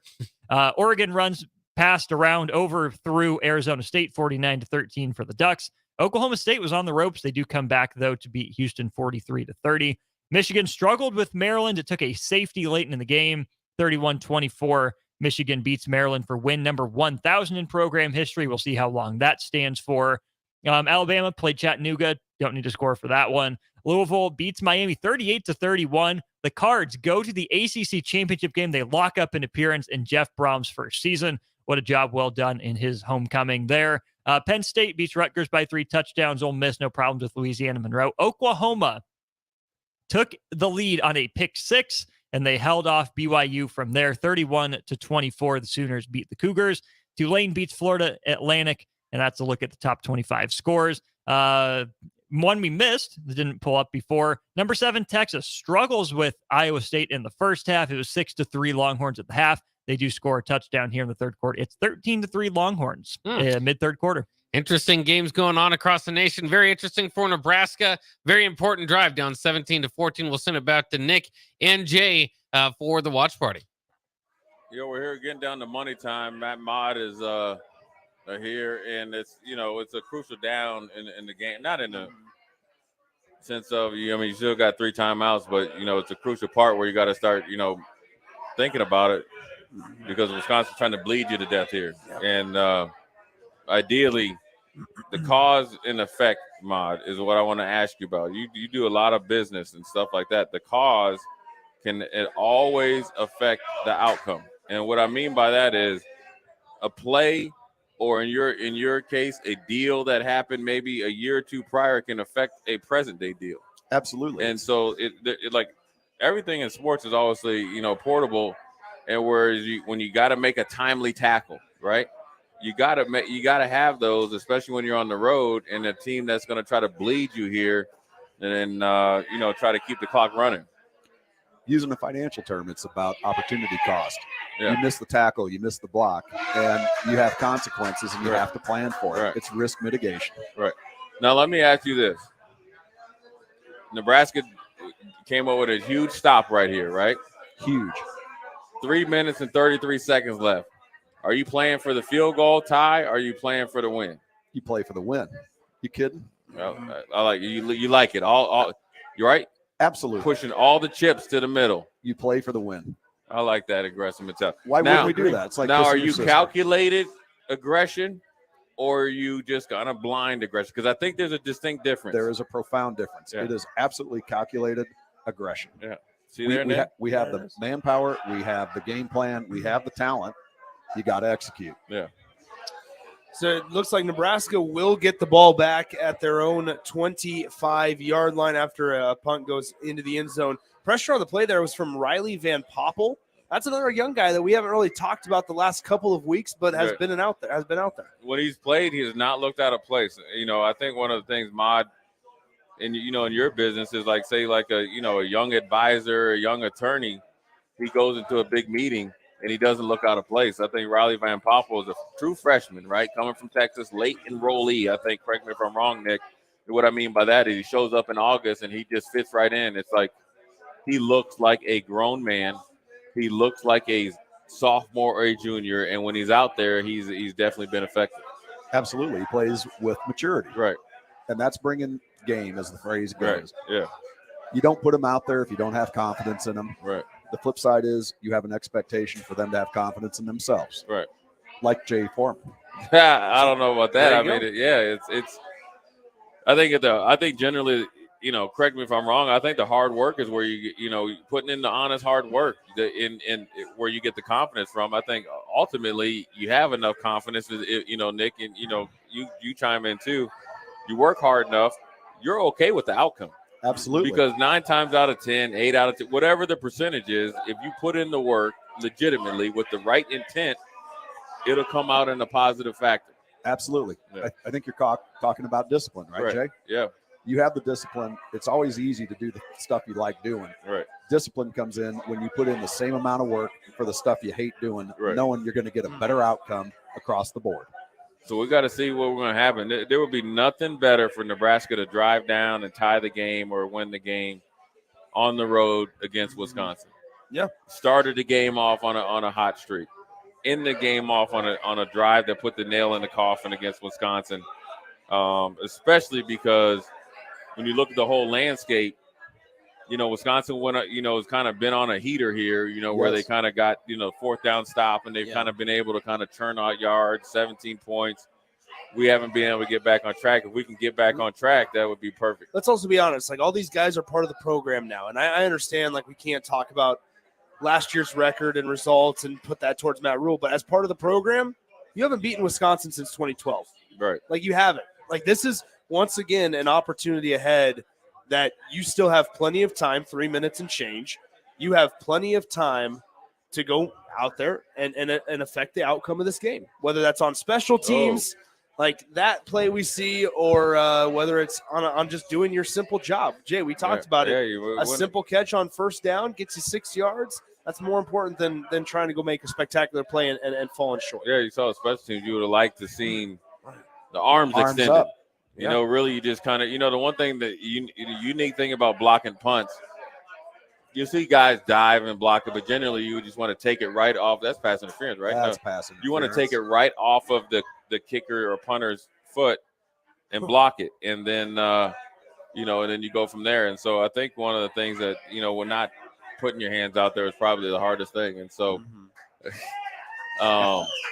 Nebraska got to be rewarded by running a hard route that right there. It didn't look. I mean, it doesn't look very. I would also say this though, Jay. I mean, here's another thing I would say. When was the last drive that we saw Nebraska perform their best offensively? It was in the 2-minute drill before half. What's the situation right now? On rhythm, on before time. the end of a half, you got two plus minutes, right? 3 actually. This is where, if you're Marcus Satterfield, you have 3.5, more than 3.5 quarters of plays that have either worked. There was one little thing that didn't work well that was close to having it break and be successful, or the ones that did not. Yeah, I think you should have an idea of what's going to work against Wisconsin at this point of the game. Yeah, I think it's just one of those things where you got to go back to what works, and sometimes you got to kind of, like Matt Mott is like, I'm a big believer of the concepts, right? Yes. So whether it's the structure of a business deal or whatever, the concepts, and then you just kind of dress it up or dice it up based on the situation. And that's the way how you run the same plays, the same football or run plays or pass plays, but you might, in order to get to it, you might motion to it. You might shift to it. And if there's ever a team that does that, it's the San Francisco 49ers. They run about 6 to 8 plays consistently, running plays. They just run them 5 million different ways, and they test your principles. And, that's what Nebraska could do. And to stay on time. I mean, right now it's go time right here. There is no thing. Listen, it's 4-down territory. Yes. We got to go try to get it to a tie or get, worst case scenario tie if we got a chance to go for a win, and put the pressure back on Wisconsin. Let's see them execute. Let's block our guys. Let's stay on time. Let's get in the rhythm and not wait for them to not make a play, but let's go make the play. Let's make our own plays, make them be disciplined to match our discipline. Right. Well, execute. Let's be honest. This is what Matt Rule has talked about, how he wants Nebraska to play. In the final minutes of the game, prove that you're the better football team, right? And so, I mean, you hear a big play. Let's talk about this. Chubba Purdy here tonight, as he's able to make a big play and get Nebraska first down. 15 of 19, 169, 1 touchdown, no interceptions. That last part is the most important part. If Nebraska has 3 or 4 turnovers, which is characteristic of them this season, Nebraska's not in this game 17-14. No. I mean, you're not in many games. It's just commendable with the turnover margin. Nebraska came in here with 5 wins. Yeah. And we haven't turned the ball, over. But the main thing is the timely runs. As we got Aaron Bell sitting here looking at us, they're looking like a lumberjack over there. You see, Look at that green vest. But no, it's the beard, though. Is he drinking out of that, or is That's he wanting us to put money into his cup? That's what he's doing. But the timely runs from a quarterback are like gut punches, and especially if a quarterback that can run. Let's we have a little over 90 seconds, couple important things, just procedure things here in the final 2 minutes of a game in the second and fourth quarter. Clock will stop at with a first down. Okay. Obviously, the new rules of this year, where outside of those parameters, clock continues to run despite a first down, just in an attempt to shorten the game. Something to also keep in the back of our minds. Tristan Alvano at the end of the first half fell a little bit to the right on a 42-yard field goal attempt at the end of the second quarter with 1 second left on the clock. Once again, on both of these teams, 5-5 overall. One of these teams at the end of tonight will ensure themselves a bowl game appearance. The other one will try to push that and make it happen next Friday. Nebraska will have it as they've been able to really kind of move the ball well once again within these 2 minutes. It's something promising that maybe we haven't seen in weeks past. Yeah, I mean, look, you guys got to just keep playing. I mean, just keep you're looking at the clock, you're playing, you want to be aggressive, and it's not, look, you're playing to win the game like Matt Mott says, and that's the best thing to do. Don't play scared, but don't play stupid. And there's a thin line between that, but ultimately the plays are running, you're playing with good energy, you're executing, you're back on rhythm, schedule and rhythm. So just stay on it. And then if you get stopped, then trot the field goal unit out there and do your thing. Yeah, so, I mean, on this drive for Nebraska, 6 plays, 62 total yards for Nebraska on this drive in the later stages of the fourth quarter. They do have all 3 timeouts. I think they're going to probably use one here in just a moment. But, once again, prior to this drive, almost nothing on offense. But here also, if you're Tristan Alvano and if your number gets called, there is no excuse not to be ready. No excuse. I mean, you're no longer a freshman. I mean, you've got to step up. You got to step up, and you got to play like a senior. You got to play like a senior. You're at. 6 week, you're past the 6 weeks, so they say you're no longer a freshman. And so I don't understand that. Let's. It looks like Nebraska took a timeout. Let's go ahead and take a brief timeout as well. We'll be right back from Jay's Garage, Nebraska, Wisconsin. Final moments coming up after this. All right, here we go. Are well known. But what about secondhand aerosol, which is created when using e-cigarettes? Science already shows a secondhand aerosol can contain nicotine, heavy metals, and cancer-causing agents. Eliminating exposure to secondhand aerosol is an important step to keeping everyone safe. Breathe easier knowing the facts. For help quitting, call the Nebraska Tobacco Quit Line, 1-800-QUIT-NOW, 1-800-784-8669. Paid for by Tobacco Free Nebraska. Aired with the Nebraska Broadcasters Association and this station.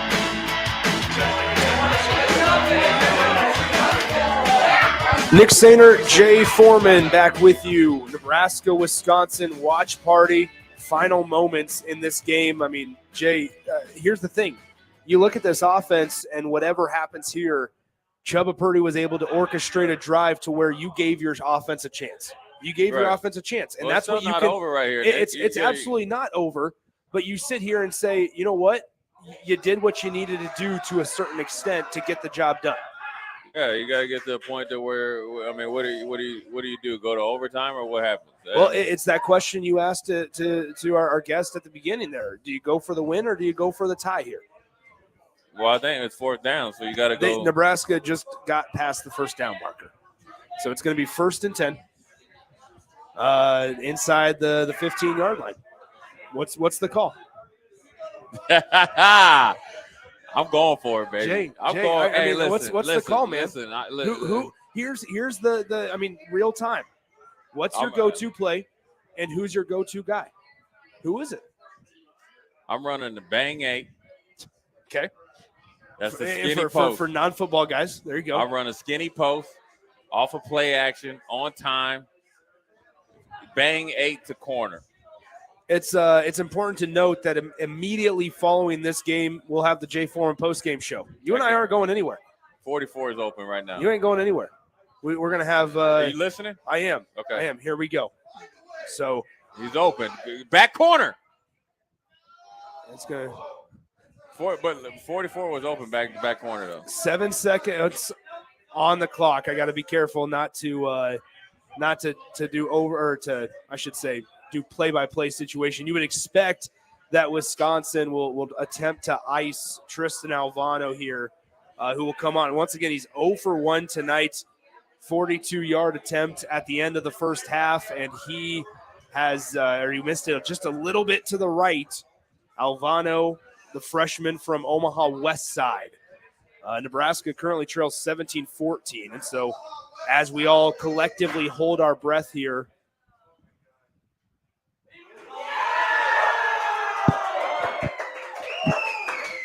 and listen, Nebraska, they Chubba Purdy, let's talk about it. Or, I mean, Jay. What, man? I had a heart attack. I just about had a heart attack. Why?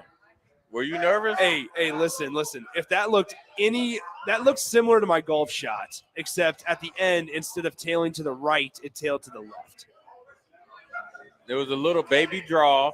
If he tried to do that, he should have started about 5 yards over to the left and let it just draw right down the middle. But did it go in there? It sure did. All right, then. All right, hey, let's listen to that. How about this? 4 seconds left. Nebraska. I mean, you want to talk about progress or adjustments made over the course of a couple weeks. Cojones. Right? Think about the last couple of weeks, especially against Maryland and against Michigan State, right? Michigan State gives you the ball back with a couple minutes left, and you throw an interception on your last offensive possession. And Maryland gives you an opportunity, and you throw an interception at the end zone.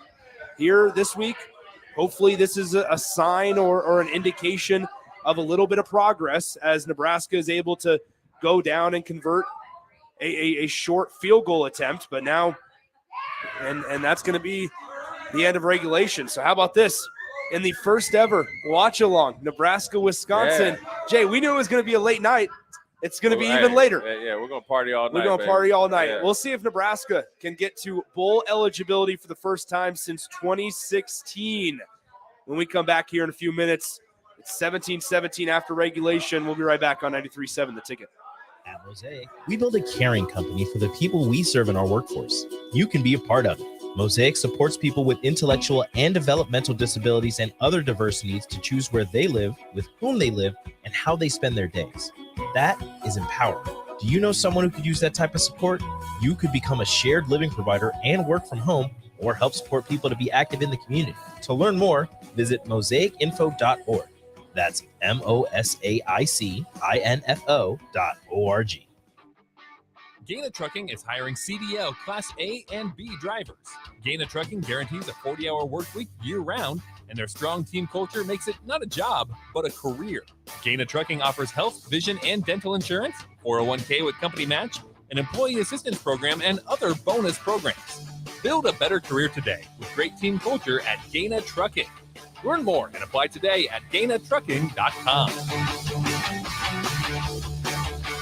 Sunday morning. It's quiet, not in a weird, too quiet way.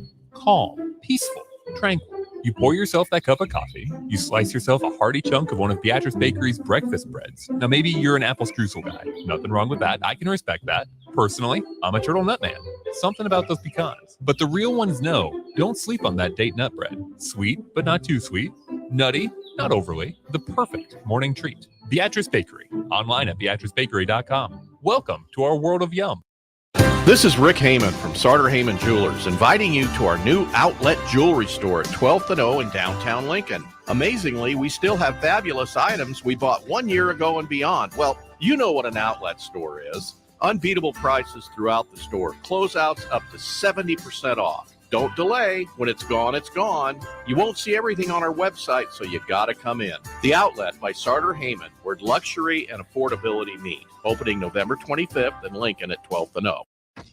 Attention all Wings fans. 89-cent wings are back on Tuesdays at Buffalo Wings and Rings in Lincoln. Enjoy the best wings in town for boneless or traditional at a price that makes the whole family happy. And now at the Williamsburg Village Wings and Rings, you can enjoy $1.50 tall boys in Bud Light, Coors Light, Busch Light, and Michelob Ultra every day after 7 p.m. and all day on Sundays. Get to Wings and Rings today and make sure to stop by on Tuesdays for 89-cent wings.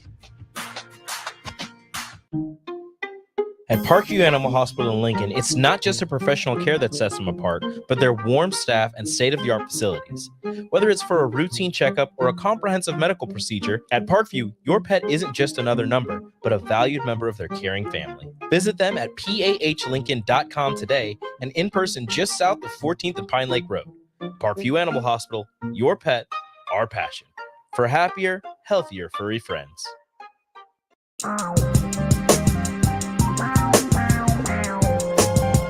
Alrighty, so here we go. Nick Sehnert, Jay Foreman back with you. Watch along Nebraska, Wisconsin, tied at 17 as they enter overtime. The overtime rules are as follows. They will have full possessions for the first and second overtime. However, in the second overtime, you have to go for a 2-point conversion. And then once the third overtime commences, teams will only go for 2-point conversions. They won't have full possessions from the 25-yard line. So Nebraska won the toss. They elected to send their defense out onto the field first. And Jay, we got asked a question on the text line. In that instance, when Nebraska was just pounding on Wisconsin's defense, why still choose to put your defense out there first? Because that's what's answered the bell all year. There you go. Defense wins championships, baby. That's what needs to happen. So we'll see how step up in there. I mean, and let frankly, you know we ain't playing no game. Wisconsin, I mean, they've ran the ball way better in the second half than, frankly, across the entire game than they have in previous weeks against a solid rush defense of Nebraska. But it's been uncharacteristic tonight. But here they have an opportunity to get off the field. You hear that bell ringing? I do. You hear that phone ringing? Who's going to answer it? You got to answer the call. Who's going to answer it? Then don't call Tyrone. Listen here, we got to answer the call. There you go. We got to answer the call. We'll find out here if Nebraska's defense. Now, what are you doing if you're playing PlayStation 5? Are you blitzing? Are you blitzing, Nick? Nobody was blitzing there. But here we are. Nebraska struggled to get pressure on the quarterback. Struggled to get pressure on the quarterback there. Tanner Mordecai just sitting and waiting. So there you go. Okay. So Nebraska will attempt it to continue leaning on the defense. Once again, we just got told on the stream to show the game. With legal reasons, we're unable to. Yeah, we're sorry about that. Yeah, we're not trying to get sued. It's on NBC. But I understand if you want to hear us, and we appreciate that. We appreciate that you want to listen to us. Yeah, Chase, we appreciate that, dog. But, so, I mean, here once again, Nebraska went down on the last drive with 3 minutes and 37 seconds left on the clock. They go 9 plays, 68 yards, and they get a Tristan Alvano field goal to tie it up at 17. They then allowed a 3rd down and 8 conversion in overtime here. Oh, that's a tripping. And so that should be a 15-yard penalty. Did you check your rules? I will check it. I don't need to check it. I can tell you that it's a trip. Right. If the offensive lineman at any point but he got blown up out of his way. I mean, yeah, he did get blown up. That's called a pistol whip. I guess it would have been Braylon Allen on that call. Yeah, that's got to be, I mean, Big Ten officiating, I suppose. And, so there you go. With that penalty, it would still be a loss of down and 3rd and 20? 3rd and 15, whatever I'm not sure if it's 10 or 15. But, I mean, once again, okay, here you go, Jay.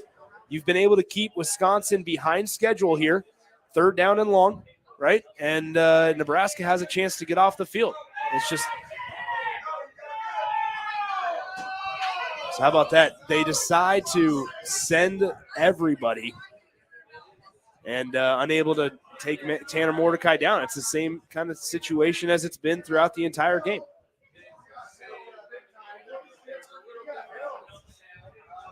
So it looks like, how about that? They called him a little bit short of the first down marker.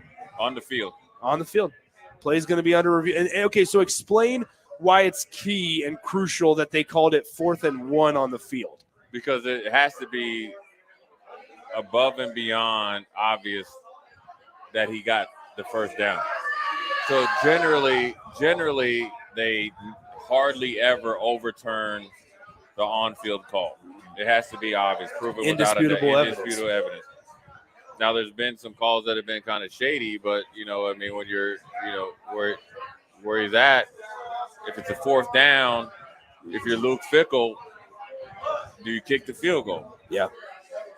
Would you kick the field goal? Yeah. Yeah, I think you take points. Yeah. In this situation, you take points. Yeah, because if you don't, you might get fired after 1 year. There you go. Luke Fickell. There will be no more spotted cow, no more bratwurst. Yeah. No more nothing. And they will have for sale signs in your front yard, right? Yeah, Tanner Mordecai today. Yeah, yards. He has 51 rushing yards. But they're all timely rushing yards. Very much so. And they're all caused by Nebraska not being able to make a tackle on them and kind of being out of their rush lane. So once again, Wisconsin will have a decision to make. Nebraska, the scoring here. Nebraska up 14-0 after the end of the first quarter. Then Wisconsin scored 17 in the second and third combined, and then Nebraska had that field goal in the fourth quarter by itself. And Nebraska is going to have to try to lean on their defense to get off the field once again here. So Nebraska, in terms of just some statistics here, 365 total yards for the Huskers, 313 for the Badgers, 169 passing yards for Nebraska, 160 for Wisconsin. Right. But once again, uncharacteristic, 153 rushing yards allowed for Nebraska's defense against the Wisconsin Badgers, but Nebraska's ran it for almost 200 yards as well. Yeah, Wisconsin's always been a good running team. They got a big running back or big running backs. I think the biggest thing from this game, when you're giving up, 150 yards rushing, 50-some come from the quarterback. Yeah. And there are a lot of them are a lot of the yards from the quarterback have been because of missed tackles. And whether he's getting 15 yards, 10 yards. And so it's something that they might have seen in the defense that they felt like they could run a lot of quarterback draws and stuff like that. And it's really affected the Nebraska, defense tonight because it's allowed them to kind of continue to churn out yards, first downs, and have possession of the ball. Nebraska, although it's not a big victory here, they have won the time of possession battle tonight. 31 minutes and 20 seconds with football, and Wisconsin 28 minutes and 36 seconds with the football in the time of possession game. Nebraska 5 for 11 on third down, 7 of 15 on third downs for the Wisconsin Badgers. I guess from an offensive standpoint here, they're running the ball. Yes, for Wisconsin, right? Braylon Allen probably will get the handoff. Can they get a fumble one time? Well, that's what I was going to say. Can you get the defense to step up? And so Nebraska, now let's talk offensively for the Huskers, right? Because now this is time throughout the entire season, your defense has stepped up, right? Your defense has given you opportunities in previous games to go win a game. Well, now here you go. Step up for your defense if you're Chubba Purdy and Marcus Satterfield. Yeah, to allow them to come back up there. I think hopefully if Nebraska's able to score, they go back again on offense. And so ultimately it's 4-down territory. And, Nebraska's got to step up. And look, man, it's 25-yard line. Get your best plays. No penalties and stuff like that. And stay ahead of the schedule. And then however long it takes to score is what it takes. So ultimately the job is to score. So once again, at the conclusion of this game, Jay and I will stick around. It's the Jay Foreman post-game show. And same rules always apply. 402-464-5685. The Honda of Lincoln hotline and the Starter Heyman text line will be open for you guys. we'll take calls from Jay's Garage. We'll take texts as well. We do have access, obviously, to the text line. We have access to the video stream, so we'll be able to see what you guys are commenting there. But there will be a new video stream and everything created, so that way it's simply the Jay Foreman post-game show, as we'll break down whatever happens in this game that is currently in overtime. When you look at Chubba Purdy, Jay, what's impressed you today about him? Oh, he's played with a decent amount of poise. Been a playmaker. Accuracy's been good, and the biggest thing is kept his head on straight. Mm-hmm. I mean, and we've honestly also seen more Anthony Grant today than even Emmett Johnson at times, and Anthony has done a pretty good job of just doing his job. We've seen Anthony in times get a little indecisive, a little complacent, and that's where Emmett Johnson has kind of taken the fan base by storm at times, is because Emmett Johnson is shown to be able to hit the holes while also holding on to the football. Tonight it's been Anthony Grant for the most part. Yeah, I mean, it's kind of just whoever's hot. I think Anthony Grant has been effective in the chances that he's gotten, and right now, they just got to get some plays going forward. Yeah, I guess after Anthony struggles on that first down carry, he is now at 45 rushing yards tonight. Emmett Johnson at 50, but pretty good share of the carries both sides there. Emmett Johnson with 13, Anthony Grant with 12. And they're right there, both at 3.8 yards a carry. So it's Chubba Purdy. If you take away Chubba Purdy's 55-yard touchdown run, he's around 40 yards rushing elsewhere, which honestly is on the lower side when you look at Nebraska quarterbacks. Oh, yeah. So, obviously, Chubba Purdy in his third career start for the Huskers, fourth career as a collegiate athlete, trying to lead Nebraska to victory. And so, Jay, I mean, you're gonna have only a couple plays left here, as it's obviously in overtime. Who are you going to? I mean, right now, I think Nebraska's offense is kind of equal opportunists, right? So you got to run some plays to get guys moving and create some separation. I think you're running the stop route right here. The idea is to kind of get some yards, to being third and manageable, fourth and manageable, but you're throwing to the short side of the field, and they've shown over this game that they're going to cat blitz, which means that corner or safety blitz off the corner to the boundary side. So potential there, obviously, as you've seen, from a batted pass.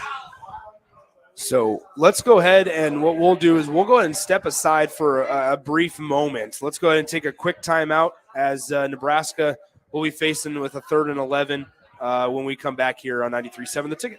At Koppel Chevrolet GMC, we are thankful for so many things this year, starting with our great employees, a generous community, our military personnel, and most importantly, our loyal customer base that continues to drive that money-saving mile of Louisville. Hi, this is Sean Callahan, and on behalf of everybody at Koppel, we want to wish you a happy Thanksgiving and safe travels to wherever they may take you. Happy holidays from Koppel Chevrolet GMC.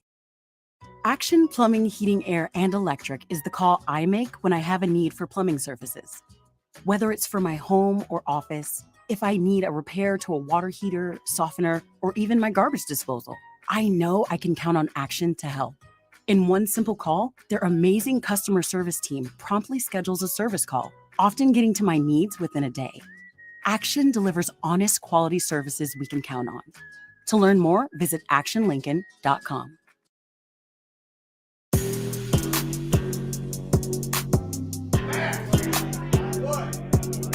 Nick Sehnert, Jay Foreman back with you. Nebraska, Wisconsin watch along here as Jay, it looks like, just outside of the final drives leading into the end of a quarter, Nebraska just sputters. Nebraska kind of hurting themselves, shooting themselves in their foot, and just somewhat stuck in neutral, as we've talked about throughout the evening. Yeah, a little bit of kind of off rhythm after those first 2 drives. You look phenomenal, and then actually the first 3, and then ever since the turnover on downs, the turnover on downs, you haven't been able to kind of get some rhythm. And so now you're your back's against the wall, and you're 4th and long here. So now Wisconsin knows what you're doing. So now you got to try to get some play to where you can put one of your playmakers in a good position for them to make somebody miss, and not too far to run after catch. So once again, after the conclusion of this game, join Jay and myself for the Jay Foreman post-game show. Give us a call, shoot us a text, thoughts on this one, as this is the first game Matt Rule has coached in overtime at Nebraska. Obviously, Nebraska was able to go down the field relatively successfully at the end of the 4th quarter there. Damn. But let's go ahead, and what we're going to do is we're going to send it to break, and we're going to go to the Jay Foreman postgame show. So we'll go ahead and send it to break. We'll be right back on 93.7 The Ticket.